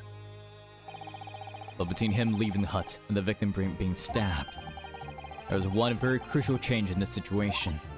Sorry? What change? The reporter overheard the conversation between Ray and Englishwoman. Superb deduction skills, everyone else go home. Exactly. Yes, that's it! That's when MENIMENOOOOOO first found out the exact nature of the poison he used. That could be the key here. So we represent the paper. If the victim had unwittingly taken the poison already, the reporter would have no reason to stab her. On the face of it, a logic sounds entirely reasonable. But there's no questioning that this man was responsible for Miss Brett's murder. If you could think of a plausible explanation as to why he might have stabbed her even after the poisoning, I feel sure that everything would drop into place. That's what we should be looking for. Yes, I agree. In order to do that, I must try to glean more information.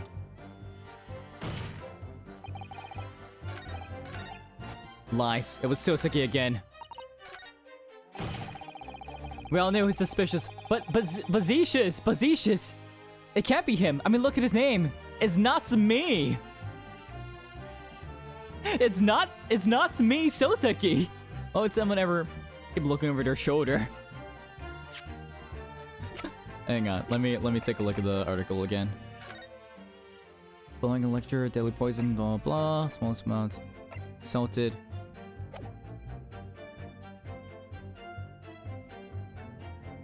Because okay, it has to be the article because like he found out about like confidential information, he published it, and he stole from the lab, so it has to be this. He poisoned her to give her a taste of her own medicine according to his righteousness. Exactly. Or you know what they say, a spoonful of sugar makes the medicine go down. But instead of a spoonful of sugar, it's just a fistful of a knife, you know? Just a good old thrust. A thrust of the knife makes the medicine go down, the medicine go down. You know, like, stuff like that.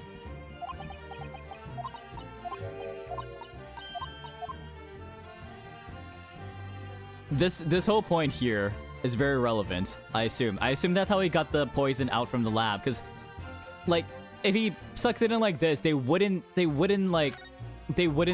the,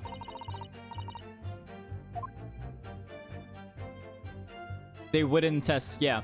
I could give you an actual tip of what kind of realization game wants you to make. I'd rather you not, Zetius.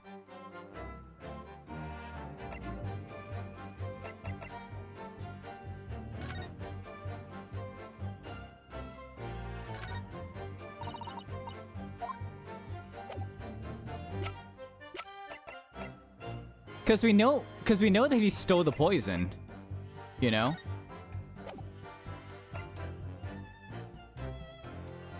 So it has to be this, because this is like, okay then, it was Soseki. Lovely, I knew it! Because it was so Seki, it has to be him. It has to be him.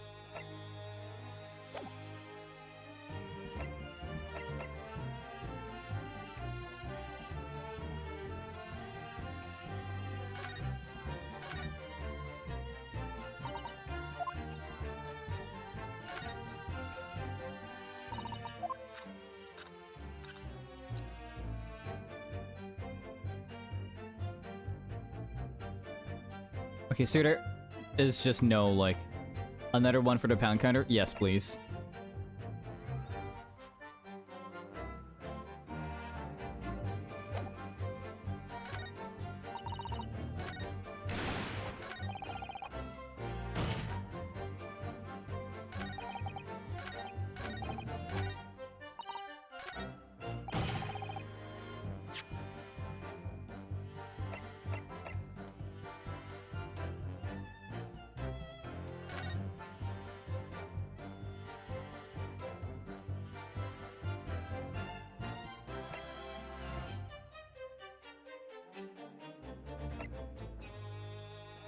Because it's hella identifiable. Objection! There we go! Because to conceal the poisoning. Because since this poison has such, the symptoms of which are so, like, recognizable, that they know it's a military project, right? That you stole it and everything, right? So you killed her by stabbing her to conceal the fact that you used poison. Because the military would get involved. Not just the university, the military would get involved. And you'll be in bigger shit than, you know, if you just stabbed her. Anyways. Well, I can think of one reason. What? But before I explain, I'd like you to confirm something for the court. Did you glean all the information for this newspaper article from what you overheard outside the hut? Of course he did. There can be no question of that. After all, when we were all in the laboratory together, all we were told is that it was a terrible toxin. And there's one more important fact to consider. According to the witness, Minbami's son's verbal attack against the victim began as soon as she entered the hut. In other words, it would have been impossible for her to have slipped the poison into Miss Brett's drink. Objection! Where are you going with this, counsel? Minimemo's son had made it quite clear that he observed every single thing that happened in the beach hut. If the defendant had somehow found an opportunity, this man would have seen it. Ugh! Which means that Miss Brett couldn't have imbibed poison whilst the defendant was present. In fact, it must have been administered to her before Minbami-san entered the hut. Yes, very articulately put. When I walked into the hut, I immediately started to press Miss Brett about the poison. I objected the prosecution's hurrying up and he shouldn't talk again so no one sees. Don't worry, Zetius. We're gonna win this case. And he said it before, if he loses now, he will cut off his hope. He will shave it off. We will see it live, maybe, hopefully. At which point, Minimemo-san overheard some worrying information. Worrying information? What worrying information? The information which he subsequently included in his newspaper article, namely, that the poison is being developed in strict secrecy, and that it couldn't be readily obtained. Absolutely. In fact, that's quite an understatement. The only possible place it could come from is my lab. It's gonna fall from stress, maybe. And furthermore, anyone afflicted by the poison would exhibit telltale signs in death. The extreme constriction of the pupils. Yes, it's quite stark when you see it. My guy really framed himself with that article, literally. He wrote himself into a corner, you know?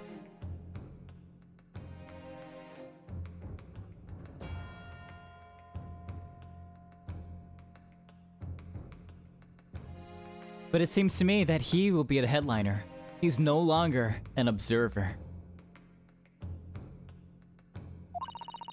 There are other poisons that show similar symptoms, but not among new substances that are undetectable.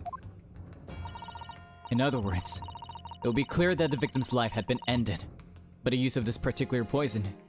Mini-memoism, more like stupidism, exactly.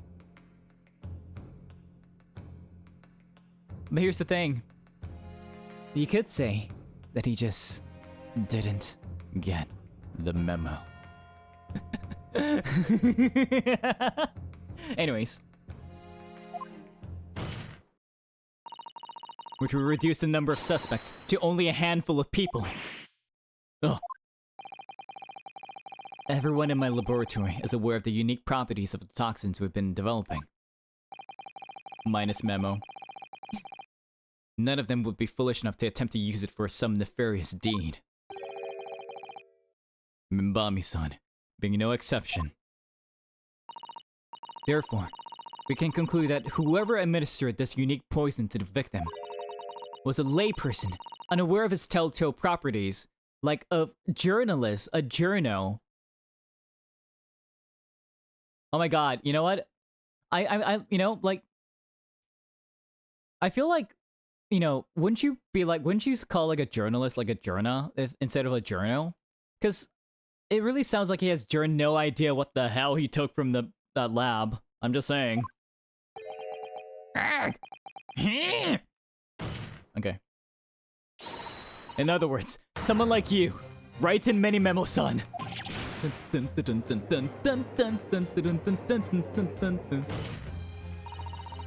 Oh wait, this is the normal objection theme. Damn, let's go. It was you who stole the poison from the laboratory that day.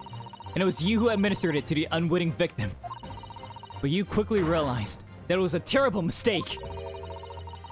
Because the poison caused such unusual symptoms that was so traceable. As you listen in from the far side of the beach hut's thin walls, you learn of these facts. But you already given the victim the poison at that point. It was too late. So you hatched a plan to disguise your mistake. A plan that involves stabbing the victim in the back through the read screen. Objection! But what good could that possibly do? Isn't it obvious, Counsel? He did it to kill her before the poison could. The plan was to kill Miss Brett before the poison could take effect. Once in the blood, the poison causes the onset of pupil constriction. But I'd hoped to precipitate the victim's death before that happened, hadn't he? Exactly.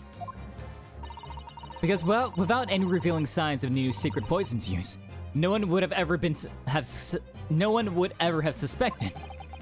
This is extraordinary. Yes, the effects of the poison meant it would be too easily identified, so the killer had to mask its use. Funniest part about this, my guy really planned to kill her all along since he had brought a dagger to stab her. Exactly, like, yeah. And this type of dagger, like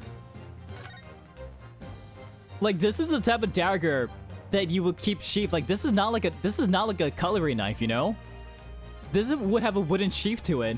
Like, I don't think you use this for apples, right? I mean, you could, but like, this is the type you conceal carry.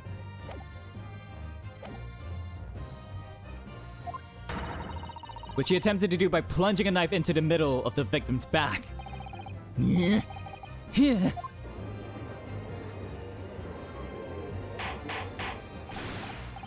Order. What am I using as a code? Like I'm sure it can, you know, I'm sure it can. But like, it's kind of like indicative of like the times, among other things. But also look good in a sheath, yeah. The argument presented is sound. The court is satisfied that it warrants consideration. Does the prosecution have a counter-argument it wishes to put forward? Well, there are a number of, yes, I counter completely. Objection! The prosecution's evasive response clearly shows that in much the same way as he nurtures the remnants of his top knot, is clinging to lost hope. God damn, Sato, what the fuck? So many cold lines in this trial. Holy shit. Okay. Lost hope! Jesus Christ. Burn. Oh. It's MENIMENOOOOOO again, isn't it? What's up, good sir? Talk to me. Oh, you tossed it. Pathetic, useless, fallen samurai! Someone is feeling very sassy to put that line, right? Wait, hang on. Fallen? Who are you calling fallen? My burgeoning growth is on the rise. I don't need a counter-argument. What are you talking about? It should be blatantly obvious. I stole the poison, you say. Gave it to the victim, you say. Stabbed her, you say. Lots of fine theories. But I don't need a counter-argument, because you don't have an argument yourself. Where's your evidence? Yes, you make it all sound so plausible, don't you? But without evidence, it means nothing. Whereas I base my news on facts. Max, what do you mean? Explain yourself. I mean, what the professor said earlier this trial. It's all here. In my fuck you. In my many memos, every word, every slip of the tongue, all noted. Is there a signature in the article? Like, like, there is not, but we know that he wrote it because, like, it's information that he has to have heard or eavesdropped on. So Shoyu News is famous for is the power of the printed word. Looking for right now. No. But surely it will be no easy task to steal a highly secret toxin being developed for the government. Or a signature on a pen. Because it is his. It is, like... No, as in... Okay, so you weren't here for that part of the trial. We already know that it's his, right? Because originally, they were trying to say that the RM is for the defendant, Ray Membami. But the guy's name is Raiten MENIMENOOOOO. We proved that it's his because it has the same fucking logo as his goddamn news organization. So it is his. We already proved that. Yeah. So what we have to do now is present the pen again because he definitely used the pen reservoir here. Hang on. Because this is the fountain pen. So it did still point exactly because he used the nib. He used the suction function of the nib to suck up the poison into the reservoir and also, like, you know, shoot it out. Time to show that Sosuke hit the poison by drinking. Why empty otherwise? Exactly. Here's proof. Exactly. There's the proof. Even if the thief managed to avoid being seen by myself or a colleague, getting the poison out would be very difficult. How's that then? Blown the story wide open? Nope, because I know how you fucking did it, dumbass. In your face, exactly. See, Raiten MENIMENOOOOO, a mere reporter from the Shoyu News. Couldn't possibly have stolen that poison from the professor's laboratory. Yes, you could. Susato, please, come on. There can't be any question of it. He must have stolen the poison that day. He stole it and used it to kill. And if that's the case, as you've identified, the poison itself is the definitive evidence we need. Them suspenders are out of this world. Yeah, I know, right? They're just suspended away from his body. Because whoever stole it from the laboratory that day, is the true culprit here. The fact that both Susato and Naruhodo accepts defeat that easily annoys Hakim. I know, right? It's like, if I stretch them that much, it will snap or something.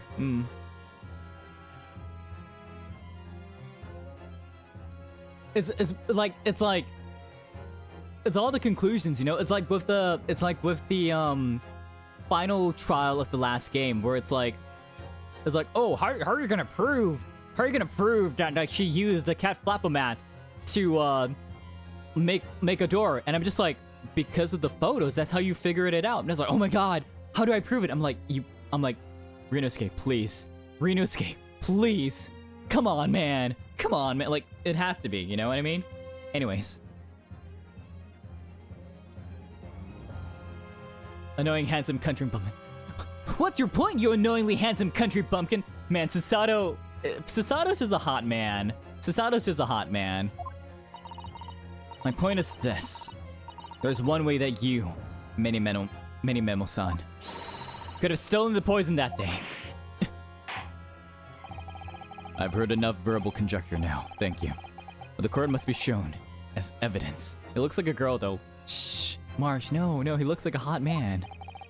What proof do you have that this witness stole the poison on the day in question? The fucking pen! Take that! The proof, Your Excellency, is this fountain pen. A fountain pen? How could that possibly be relevant? The same way it takes a man to be best girl, it takes a girl to be best man. Exactly.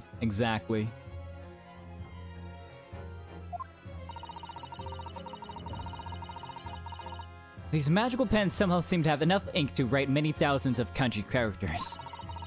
I believe they arrived in our country for the first time some 15 years ago now. Bah! I swear by a weasel hair calligraphy brush and nothing else. These newfangled pens are merely a fad. Long hair, long eyelashes, and I thought he had boobs, just small ones. Well, as a forward-thinking man of words, obviously I love my fountain pen. It's like a soup can of sumptuous ink, and one's work is awash with words in the blink of an eye. That's right. Fountain pens have a small reservoir in the barrel, into which ink is sucked up through the nib of the pen in order to write with later. What is all this talk about sucking up ink have? Ah! And just as it's possible to suck up ink up into the reservoir. I grow my eyes, even a bow in the hair. They can't see the back though. It's also possible to inject it through the nib again, of course. My word. Can this really be? Well, Mini Memo-san? When you saw the deadly poison before your eyes in the laboratory that day. Wait, is she pretending to be a guy? She is, yeah. That's the whole point. That's why like we're not calling her by her actual name. We're calling her by real title. You used your fountain pen, your very lifeblood, to steal some of it, didn't you? By siphoning the poison up through the nib and into the pen's reservoir. Dun dun dun dun dun dun dun dun dun dun dun dun dun dun. More absurdity! That never happened! True. We've heard that there were procedures in place to prevent thefts like this from the laboratory. But would anyone have thought to look inside a fountain pen of all places? No. I'm a little ashamed to say that for fear of offending our guests, such a detailed search would not have been conducted. Well, this is quite startling, I must say. I'll remind the court that this pen was found in the clutches of the victim when she died. In other words, it was dropped at the scene by MENIMENOOOOOO. So the crucial question is, when exactly was the pen dropped? Or are you suggesting? The natural conclusion is that it was your haste to act whilst the victim was distracted for a moment. You dropped the pen after you emptied the poison from it into her glass. Objection! There could be any number of alternative explanations. For example, the witness could have been using his pen to write down details of the conversation to the victim, But it's empty. and when shocked by one of her outrageous answers, the pen fell from his quivering hand. Objection! No, that can't be. If it was, how do you explain why the pen was devoid of ink? What? As you can see for yourself if you examine the evidence, there would appear to be no ink present in the reservoir. One newspaper reporter goes to interview someone with nothing in his pen. No! The pen was dropped after the poison that filled its reservoir had been emptied into the victim's glass. Yeah. Witness, what do you have to say in your defense?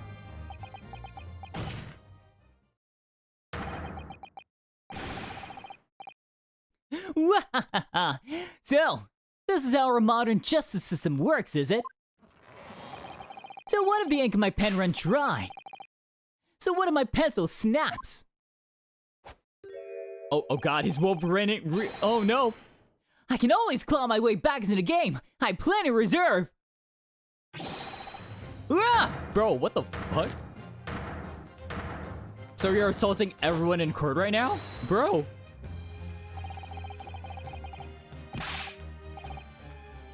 You claim I sucked the poison up into my pen. That's wild speculation, nothing more. Nah, bullshit, because we've got the chemical reagent here that can prove it here. We can prove it here and now.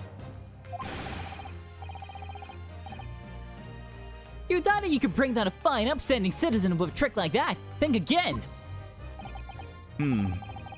Looks as though it's gonna take one final decisive blow to finish this matter.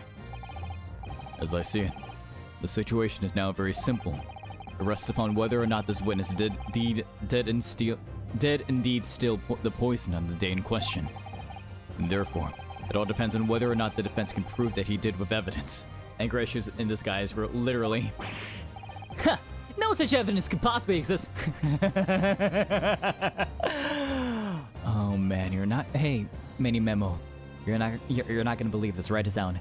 Take it down. Take it down as a memo. Because you better remember it. Objection! Toei going evil. Mini memo, son. This is how our modern justice system works. What? In the courtroom, evidence is everything. Something you would do well to remember. Because we're well past the point of speculation at this stage, I assure you. Very well then. I call upon the defense to present the aforementioned evidence. This is it then. This will be the final piece in the puzzle.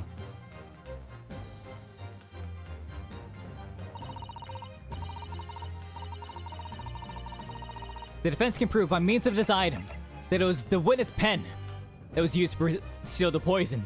Take that! Counsel, what is that bottle? This bottle contains a unique chemical region that can identify the poison in question. Ah! Yes, that poison is an entirely new synthesis of alkaloids developed by my colleagues and I. It would be impossible to detect traces of it by any other method. Or, from another perspective, simply with this chemical reagent, anybody at all could check for traces of the poison. Reagent? What? One drop of the contents of this bottle on the tip of your fountain pen, MENIMENOOOOOO. I'm too invested in this now. Let's go, Marsh! Is all it would take to solve this case beyond all reasonable doubt. No, you can't! I won't! Your crimes are bad enough, but at least no one to admit defeat. Your Excellency, the defense requests permission to carry out the test on the fountain pen at once.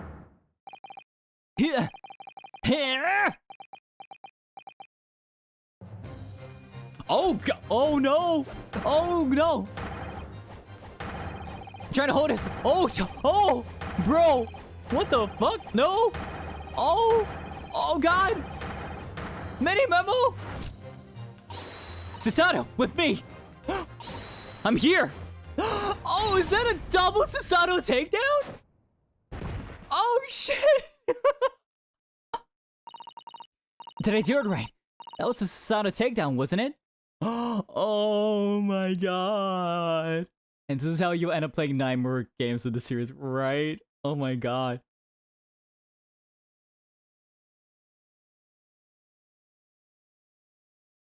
Plum, a double Susato takedown. It's a showtime, exactly. Not quite.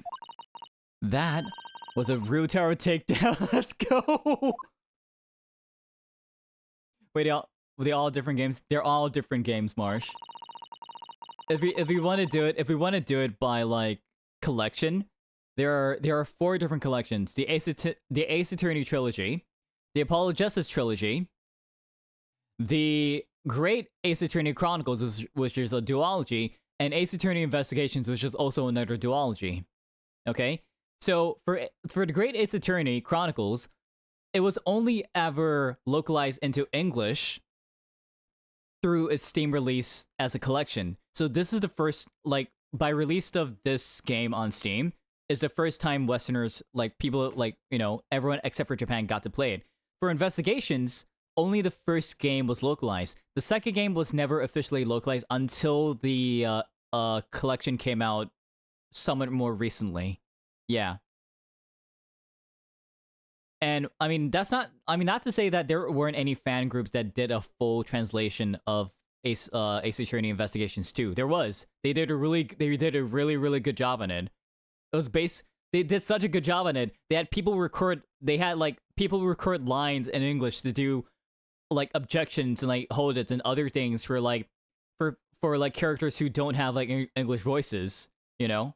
Yeah, Capcom never realized the kind of gem they had until very recently. Yeah, exactly.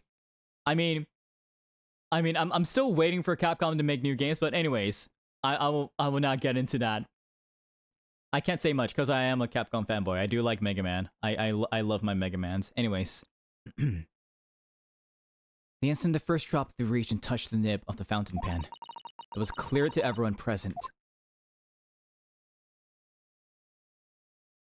Monster Hunter's Capcom. It is. So like, I feel like Monster Hunter's the only like game series that are making new games of. I think Shu Takumi has a very strained relationship with Capcom. Yeah, I feel that. So I don't think he'll do another Ace Attorney. Fair. When I saw it there in the lab, the poison, The devil got hold of me, and I decided to do it on a whim. I excused myself and emptied all the ink down the sink in the bathroom, washing the reservoir out carefully. And then you waited for an opportunity to suck up some of the poison, didn't you? Into your fountain pen. But walls will be worth a play. Nice. Yes, that's right. Answer me one thing, Minimemo-san. Why did you steal it? For what purpose?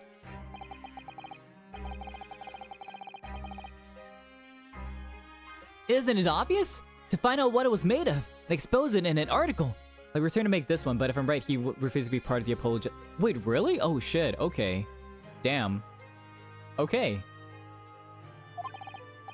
I mean, it was a secret project after all. Too juicy for a journal like me to pass up. Then, why did the Englishwoman end up dead?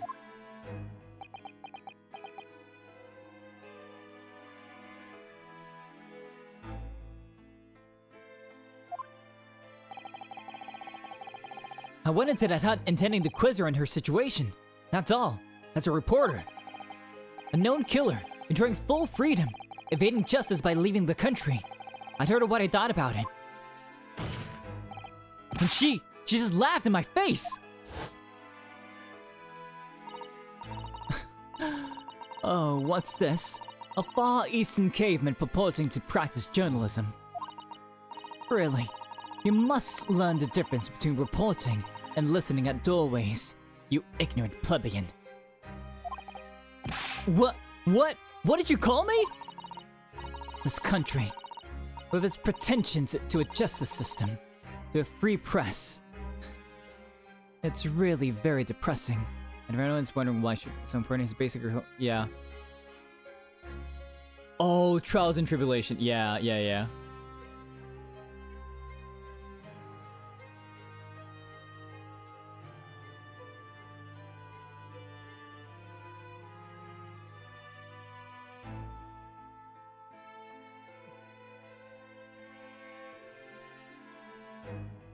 God, like, okay, the third game in the series, like, the twists and turns, and like I don't want to spoil it for people, but also like the character, you know, like that when you get to play a different character, when you get to play like a different character, Wink Wong, you know, like I will not spoil it for everyone. Yeah. Okay, I'll carry on with this. You see our superior ways in the West, and you lack the mental capacity to emulate them. Get out of here, you oaf. Get out, and crawl back into the cave you came from.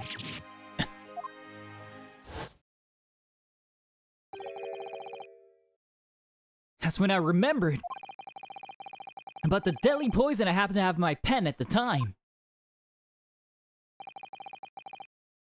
What a terrible tale. In my head, I knew I should just get out of there as quickly as possible, but I couldn't.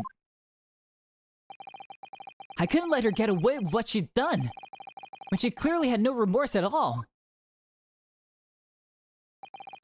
I suppose it was my journal spirit, getting all fired up. But I don't think that is. I think it was just your murderous spirit.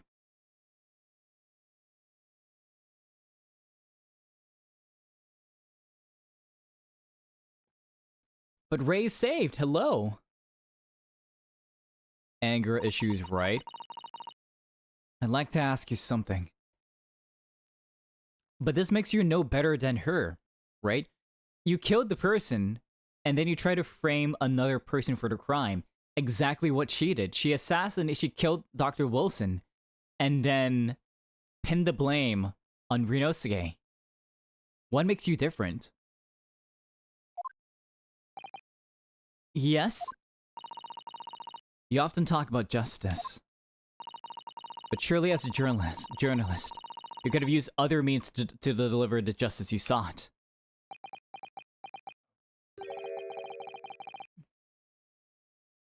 There's no justice in the press. Sorry?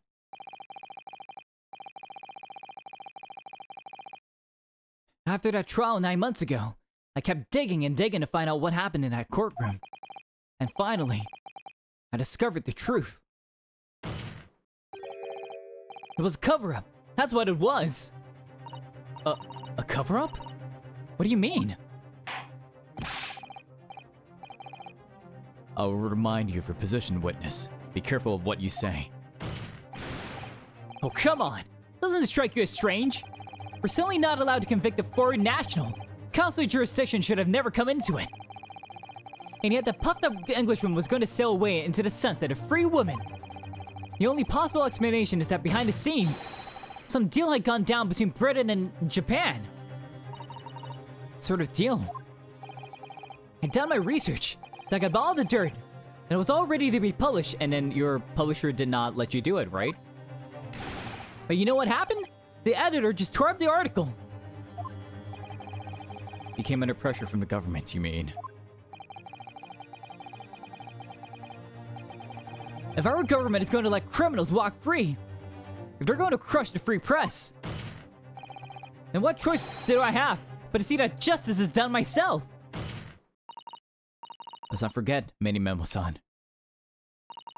that you committed murder yourself, and you tried to lay the blame at the defendant's door.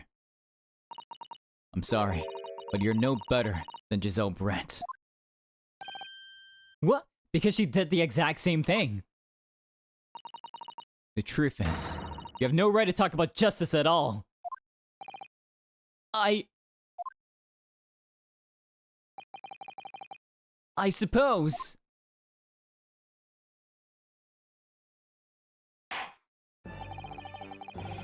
it would appear that we have reached a conclusion in this trial at last. Counsel for the defense, Ryutaro Naruhodo. Oh. Yes. Sorry, Your Excellency. Just musing in a manly way here. It's almost unbelievable that this is your first experience of the Supreme Court. It was an excellent performance. In truth, it very much reminded me of your cousin's exploits. Oh, Naruhodo. Rinosuke, you mean? Oh, the little... I have some sympathy for the journalist. Like I get it. Like, I understand, like, his gripe, but still, like... he's gonna do it. He should have just admitted to it. Right? But, like, what he did, killing her, and then pinning the blame on someone else, was exactly what the victim of this crime did. The exact same thing. The way he handled the trial 9 months ago, and the way you handled this one, it gives me hope that we are genuinely entering a new era of justice in this land. That's very flattering, Your Excellency. Hearing the defense you put forward today made me feel most keenly. I would have more sympathy if you didn't try to pin it. Exactly, hypocrite and... yeah. That the future of our justice system will be forged by you and your contemporaries. Thank you. So, Prosecutor Aochi, do you have any final thoughts? Oh, could have pinned it on Soseki, right? Exactly. Oh no! Wait! Oh no, that's the pinky block, isn't it? That's the pinky block. Good sir. Seppuku. No. But no, he's gonna wait. He's gonna cut his hair, isn't it? Isn't he? Prosecutor Aochi.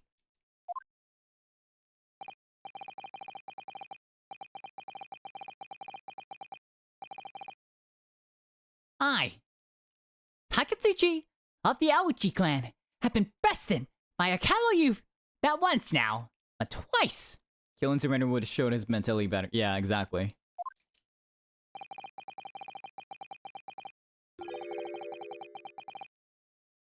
If there was any shred my former self left, and has withered and died here today. Lost in battle. Gosh, your journey to cultural enlightenment sure took a while, didn't it?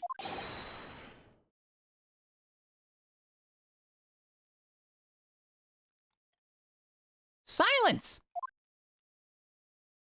Oh god. Rather than living on in shame. I will end it all now with this blade. Oh god. Sir, don't do it in court, please. Please, no. No. No.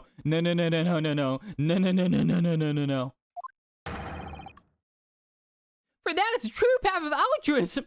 You're just stealing from Mini Memo now? Ouchie. Isn't? One hopes that's the only way in which he'll be modeling himself after the witness. Sir? Spring on my top knot. The time is right for farewell.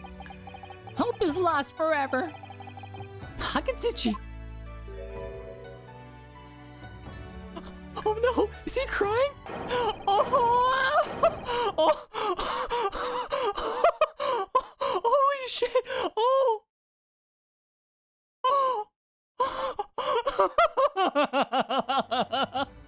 Oh my god! Why is it so dramatic? Oh my god! Oh my god! Oh no! Oh my god, it's everyone! Press F for respects. F in the chat for respects. F in the chat. F in the chat, patrollers. F in the chat, please. Oh my god. And now we can say he's bald because Matt. I mean, hey, at least we can say he did it for a bald cause. He did it for a bald cause. Holy shit. Now, in regard to the defendant, Rei Membami-san. Yes, Your Excellency. I have reached my final verdict. I hereby find you not guilty, motherfucker. Let's go! The Sakura Blossoms, yay!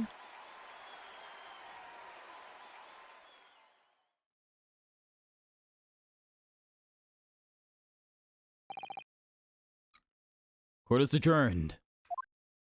Bap. Let's go. We did it! We saved Rei! 13th August, 2:38 p.m. Supreme Court of Judicature. Defendant's Antechamber. 3, okay. It's over. My heart is still pounding my chest, though. It's all I can do just to stay standing.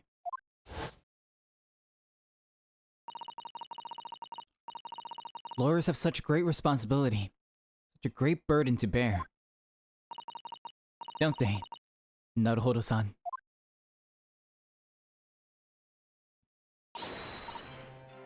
Susato!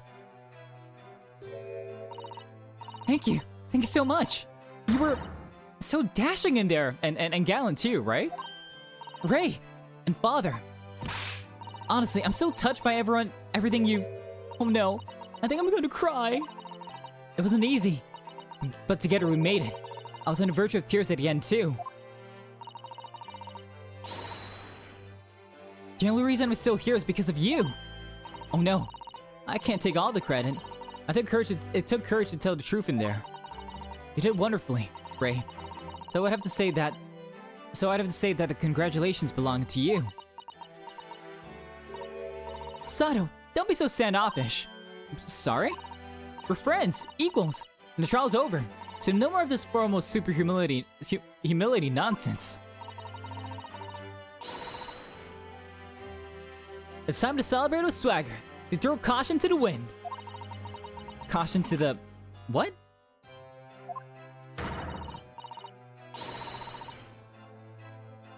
I'm the great defense lawyer Ryutaro Naruhodo, and I'm taking you out to your milk bar tomorrow. Hey, let's go.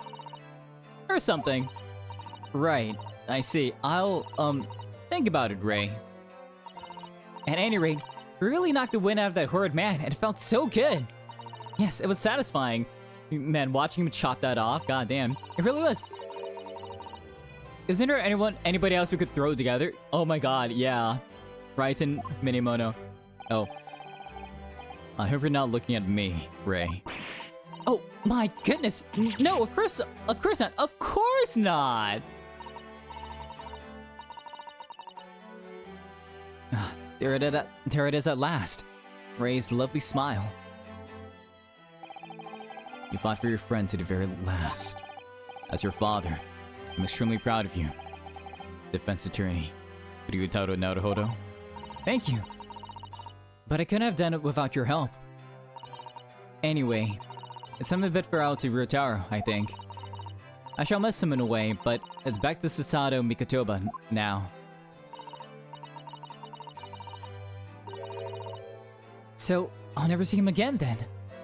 What a shame. What? Oh, hello you two, you finally recognize me. Well, but what is happening? Ah, so it's like an Inspector Hosonaga. I do hope you've been keeping well. Is that really you? You switched sides, exactly. Yes. I had to change my appearance for, well, obvious reasons, I hope, but it's me. Susato Mikotoba. Don't. So dashing. So divine. Oh my god, she really is hot man. Susato Mikotoba confirmed. Hot man. No. Doubly dashing. Yes, and divine.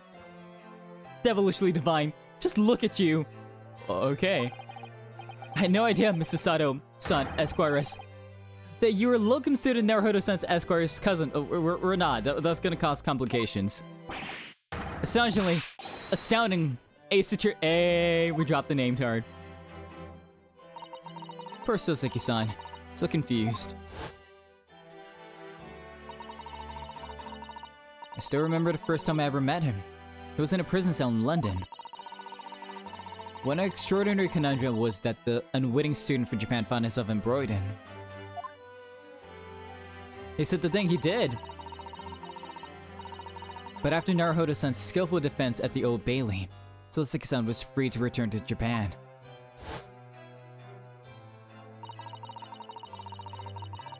And now he seems to have earned himself great fame as an author. I'm stunned.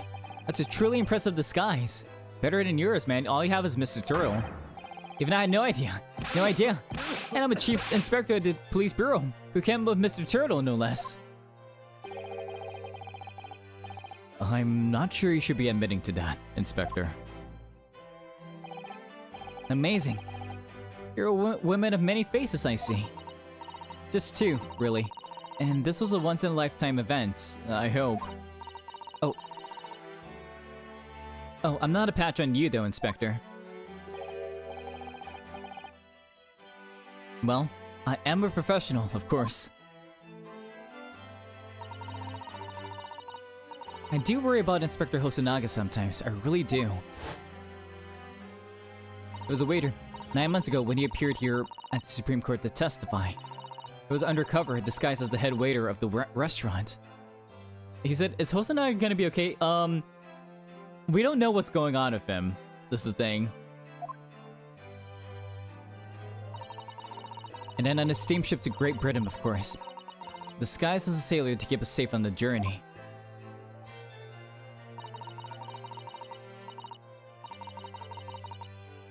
Though, that didn't help you, did it? Kazuma-sama.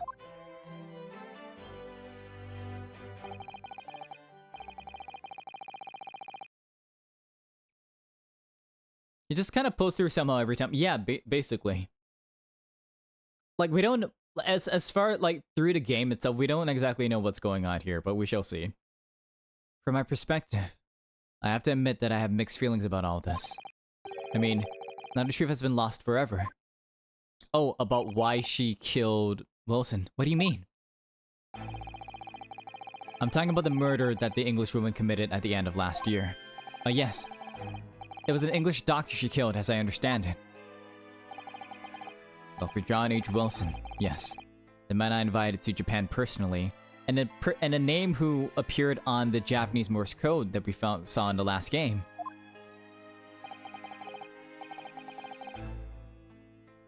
The mystery is, why did she kill him? Now that the culprit herself is dead, we'll probably never know the answer. Dots. On the voyage to Great Britain, we had a most unexpected encounter with Mr. Sherlock Sholmes, the great detective, I mean. Yes, I remember Mr. Sholmes well, of course. Ah, my arch-nemesis. How lightly you utter his name. Well, according to the stories published about him in the Adventures of Sherlock Sholmes, the detective once had a partner who helped him solve crimes, a best friend. And that man was an exceptional doctor of medicine by the name of John H. Wilson. What? Dr. Wilson? Whoa, Holmes, yeah, like, no, yeah, Marsh Sholmes, Sherlock Sholmes. I just can't believe that it's a coincidence. I think that an English doctor of medicine killed here in Japan 9 months ago must have been the friend and partner of Mr. Sholmes. Dots. Do you have something to add, Dad? And if that's really true, then the poor girl won't ever see her beloved father again. Iris, no! Dots. As you know, I traveled to Great Britain once myself to study. That was around the time you were born. Yes, grandmother told me about it. Damn, like when she was born you went to Britain? So you just left her grandma? On returning to Japan, I took up my professorship at the Imperial Yume University. But I also serve another role, as an advisor to the government on diplomatic affairs. Yes, I was aware of that as well. In that case, I'm sure you understand that there are some confidential matters I cannot divulge to you. Dots. Could you just tell me one thing? Why did you send me back to Japan? Yeah, like, the note said that you were, like, basically at death's door, dude. You were really sickly. It's been 2 months now since I returned. When I left England, it was because an urgent telegram had arrived from Japan. It said that you collapsed with a high fever and were growing weaker by the day. What? Where did that news come from?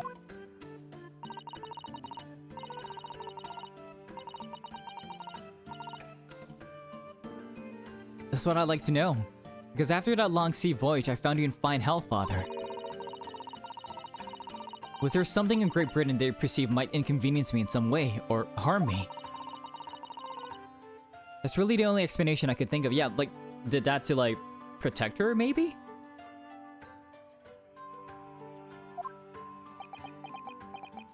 Dots.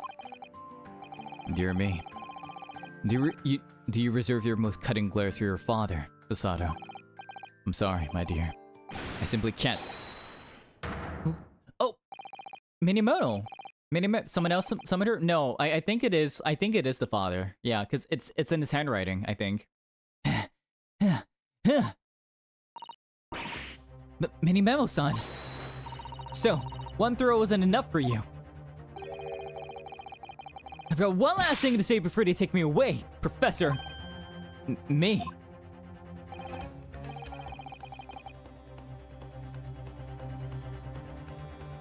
Yeah, like, yeah, a telegram letter.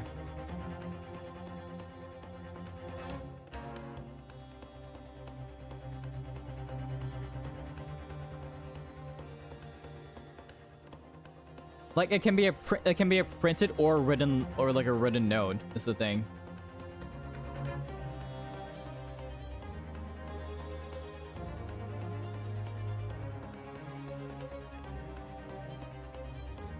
A telegram is it can be either or. It can be either or. I know the truth. I know you had a hand in what went on. In that visiting student's fate. Visiting student? Giselle Brett, you mean? No, not her! The student of law who left for Great Britain 8 months ago. Kazuma? Student of law? He must mean Kazuma-sama.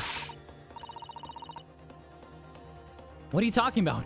What does any of this have to do with Kazuma-sama? Nobody here in Japan knows anything about it. They don't know that the guy never made it to England, that he died in that steamship, and that he'll never... Did we... Is that a judge takedown? Oh my god, okay. No, that's a... No. That's a... No.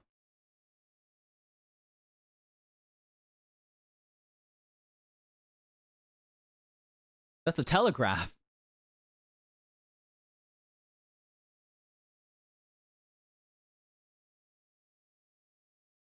I'm pretty sure that's a telegraph, Marsh.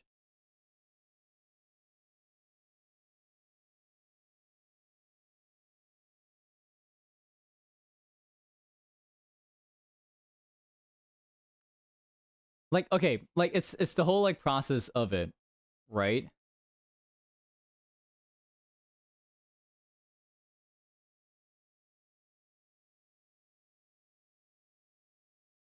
Hmm.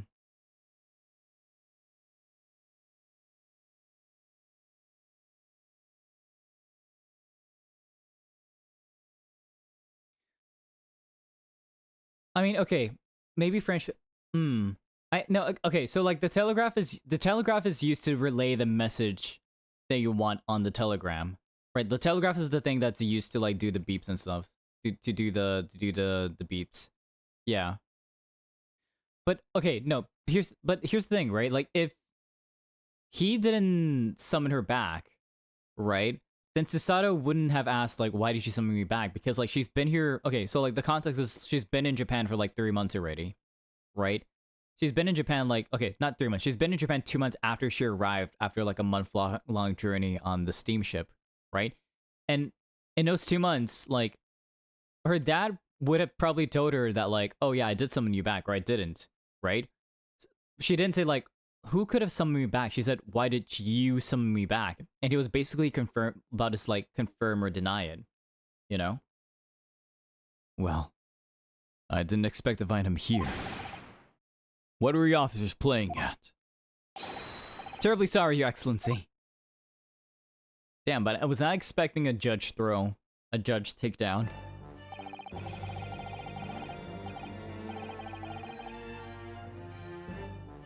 I was coming to tell you that a rickshaw's arrived, Eugen.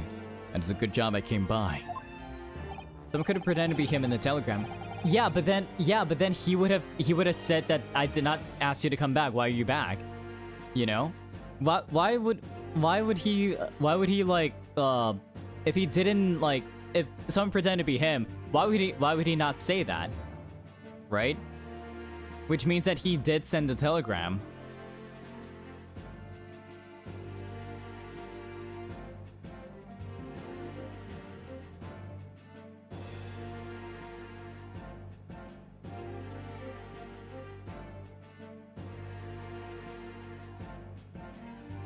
Just not questioning it. Anyways, yeah, but but that doesn't make any sense, Marsh. That doesn't make any sense.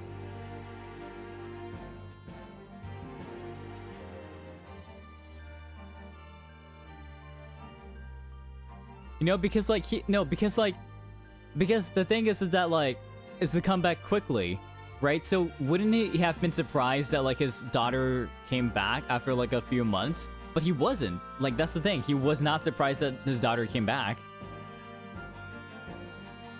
You know? Anyways. Yes. Thank you for dealing with him. And I'll be there shortly. Oh, Your Excellency. So I don't play your game. Okay, fair enough. The trial's over. I'm not Your Excellency anymore. Simply your father's friend. Seishiro Jigoku. May I say that since I saw you last, you seem to have taken a more dashing appearance. Susato. He knew the whole time?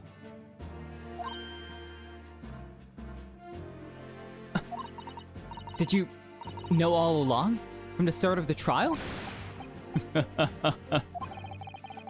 A judge sees everything, Susato. I couldn't let you take the risk. If Seishiro here hadn't known and then he recognized you, So I had a word in his ear beforehand, as an old friend. So, Seishiro, shall we? Yes. Having ruled on that case, we now have various diplomatic issues to address. Before we go, Father. Sorry, my dear. We shall have to return to our earlier conversation at a later date.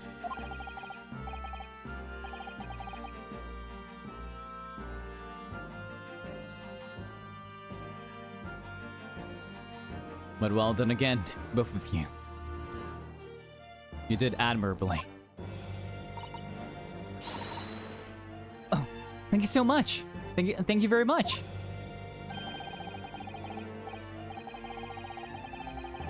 Seishiro sling! Oh god. What do you think of my Seishiro sling, eh? It's been a while since I sent a man flying like that.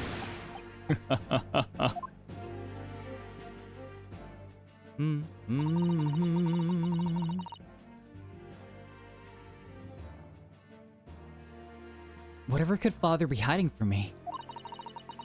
About Giselle Brett and Dr. Wilson.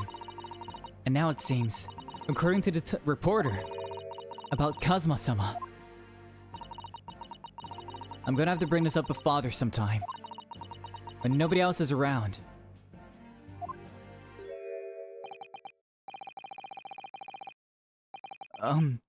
Judicial Assistant Mikotoba, son Esquires.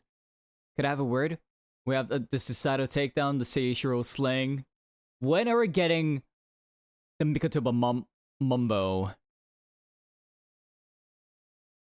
No? We have to see Papa Mikoto throw a grown man to the ground.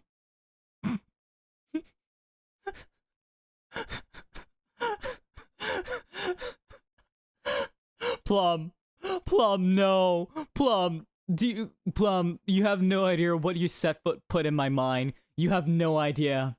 No idea at all. You have absolutely no clue what you've set into motion. And now, unfortunately, you will have to bear witness to it. You will have to bear witness to it, Plum. Unfortunately. Lord. I don't know about the Lord, but we better be praying to someone. So, like Plum said, we haven't seen Daddy Mikotoba ground pound someone. Anyways. Oh, yes, of course! Soseki-san! What is it? I think perhaps it could be fate that we're meeting again like this now. You see, there's something I need to tell you. Oh? I believe that it may be related to the reason why your father summoned you back from England. Sir, hey yo, what? Huh? Bro, what? Huh? What? Yeah? What's it, Chabib?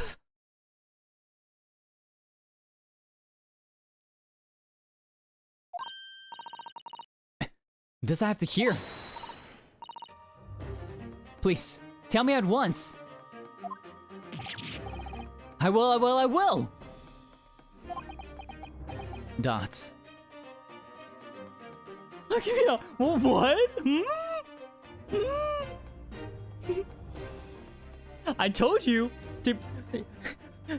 You know, it's you did this, Plum. You did this. You put that in my head.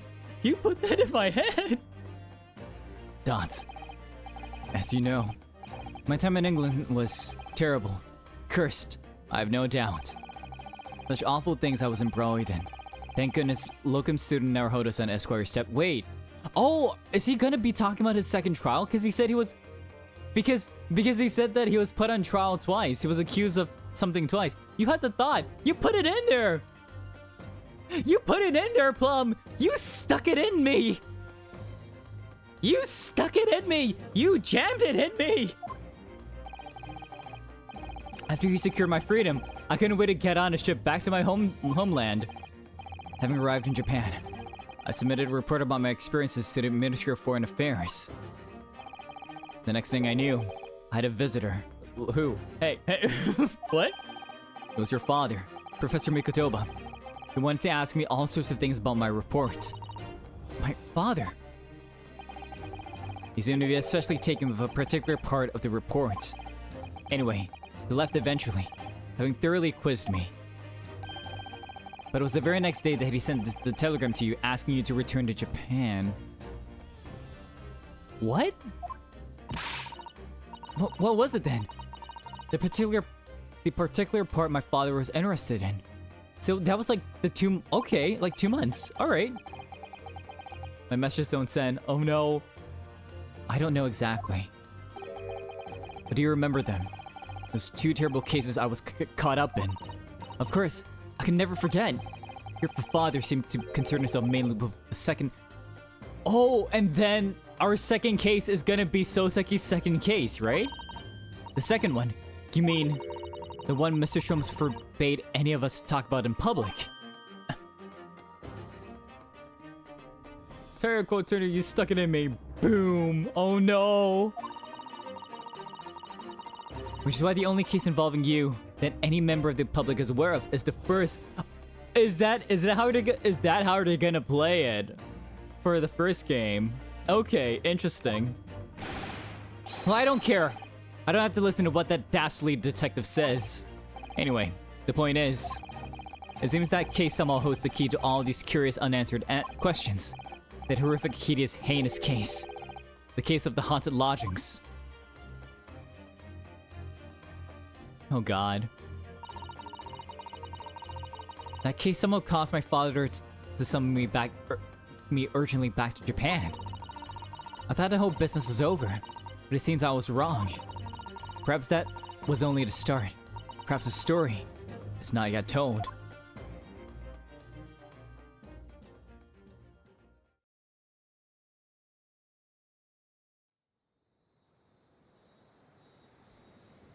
So, the mystery of that English woman's death is solved, thank goodness. And having stood in the Supreme Court now, I think I can comprehend a little better. How you must be feeling as you fight for people's freedom in a foreign land, Naruhodo-san. Oh my god, Susato. But actually, I'm writing to you today because of another matter. I met Soseki-san and we talked about that second case he was involved in.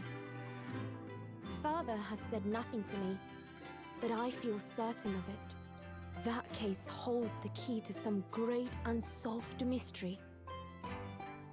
My notes on the case should still be in the office, tucked away at the back of the shelves on the left. Perhaps you might like to look over them again. Nice. Today, for the We're first time this year, flashback. it feels as though summer has arrived. The sky is a brilliant blue. It makes me long to see you again. Yours, Susato. Oh. Susato, that's so cute.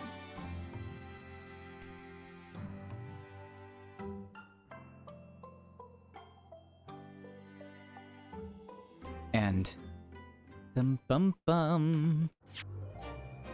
And we did it! We saved Ray! Let's go! And many memos behind bars. Let's go. And members of the Cloud of Oh! Okay.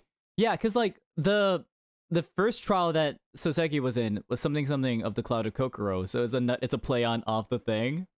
The memoirs of the Cloud of Kokoro, because we're looking back on the case itself, like kind of like a flashback of it. That's so cool. That's really good. That's really good. But yeah, we did it. So thank you so much, everyone. We did it. We showed MENIMENO what's up. Yeah. Ah, that was really good. I really like the conclusion. I like it is the first case, so it is meant to be like a bit easier compared to the others in terms of like forming like connections among other things and figuring things out. But like I do like the fact that I kind of figure out the method of killing and why he did it and like other things and how he got the poison and everything. Right? So yeah. Really did good on that. But yeah, this is gonna be a good place to stop. So thanks so much for stopping by. I really appreciate it. If you have the rest of the day going for you, please have a very, very, very wonderful rest of your day. And if you need to rest and decompress and go to bed like I do, because it's like 4 a.m. right now for me, then Toyasumi to you. Good night, good night, good night. I think we will be doing some Genshin tomorrow because Mauika's out. The ending of the Natlin story Archon quest is out too, so we gotta be doing that, right? We got to be doing that, and we got to be trying to pull for Mavuika too, right? So we'll try to do that, and we'll see if we are able to beat the 50-50, and, you know, hopefully we will. Hopefully. And then maybe I can try to grab, like, Sitlali as well. Yeah. But, yeah, that's gonna be it for me tonight. So, yeah, Genshin tomorrow, and then we'll see how long that takes. So let's do a raid. Let me pull on my raid message, my raid alt, and my raid sub. So please copy whichever raid message you're able to copy, and let's go raid. You know, let's go raid Drizel. It's been a hot minute. Wait, yo. Oh my god, Drizel's a VTuber now. Okay, alright. For those that don't know Drizel, as it looks like, she is a VTuber. She looks like an elf witch VTuber. That's super cute. That's honestly really cute. She's currently playing Infinity Nikki right now, and I think she's gonna be jumping into Wooba, some Withering Waves. So let's go give her a Snow Patrol greeting and show her some love. Yeah, she's really chill. She's really chill. She makes a lot of Genshin guides on TikTok and stuff, and she's really knowledgeable. So let's go on over and say hi, okay? I hope everyone else has a good rest of your day, or again, if you need to rest and you can go to bed like I do, then Toyasumi to you. But yeah, let's make our way over to Drizel. So Genshin tomorrow, and that's gonna be it for me tonight. So, as always, Otsutoya! And, as always, this has been Toya, and I'll see ya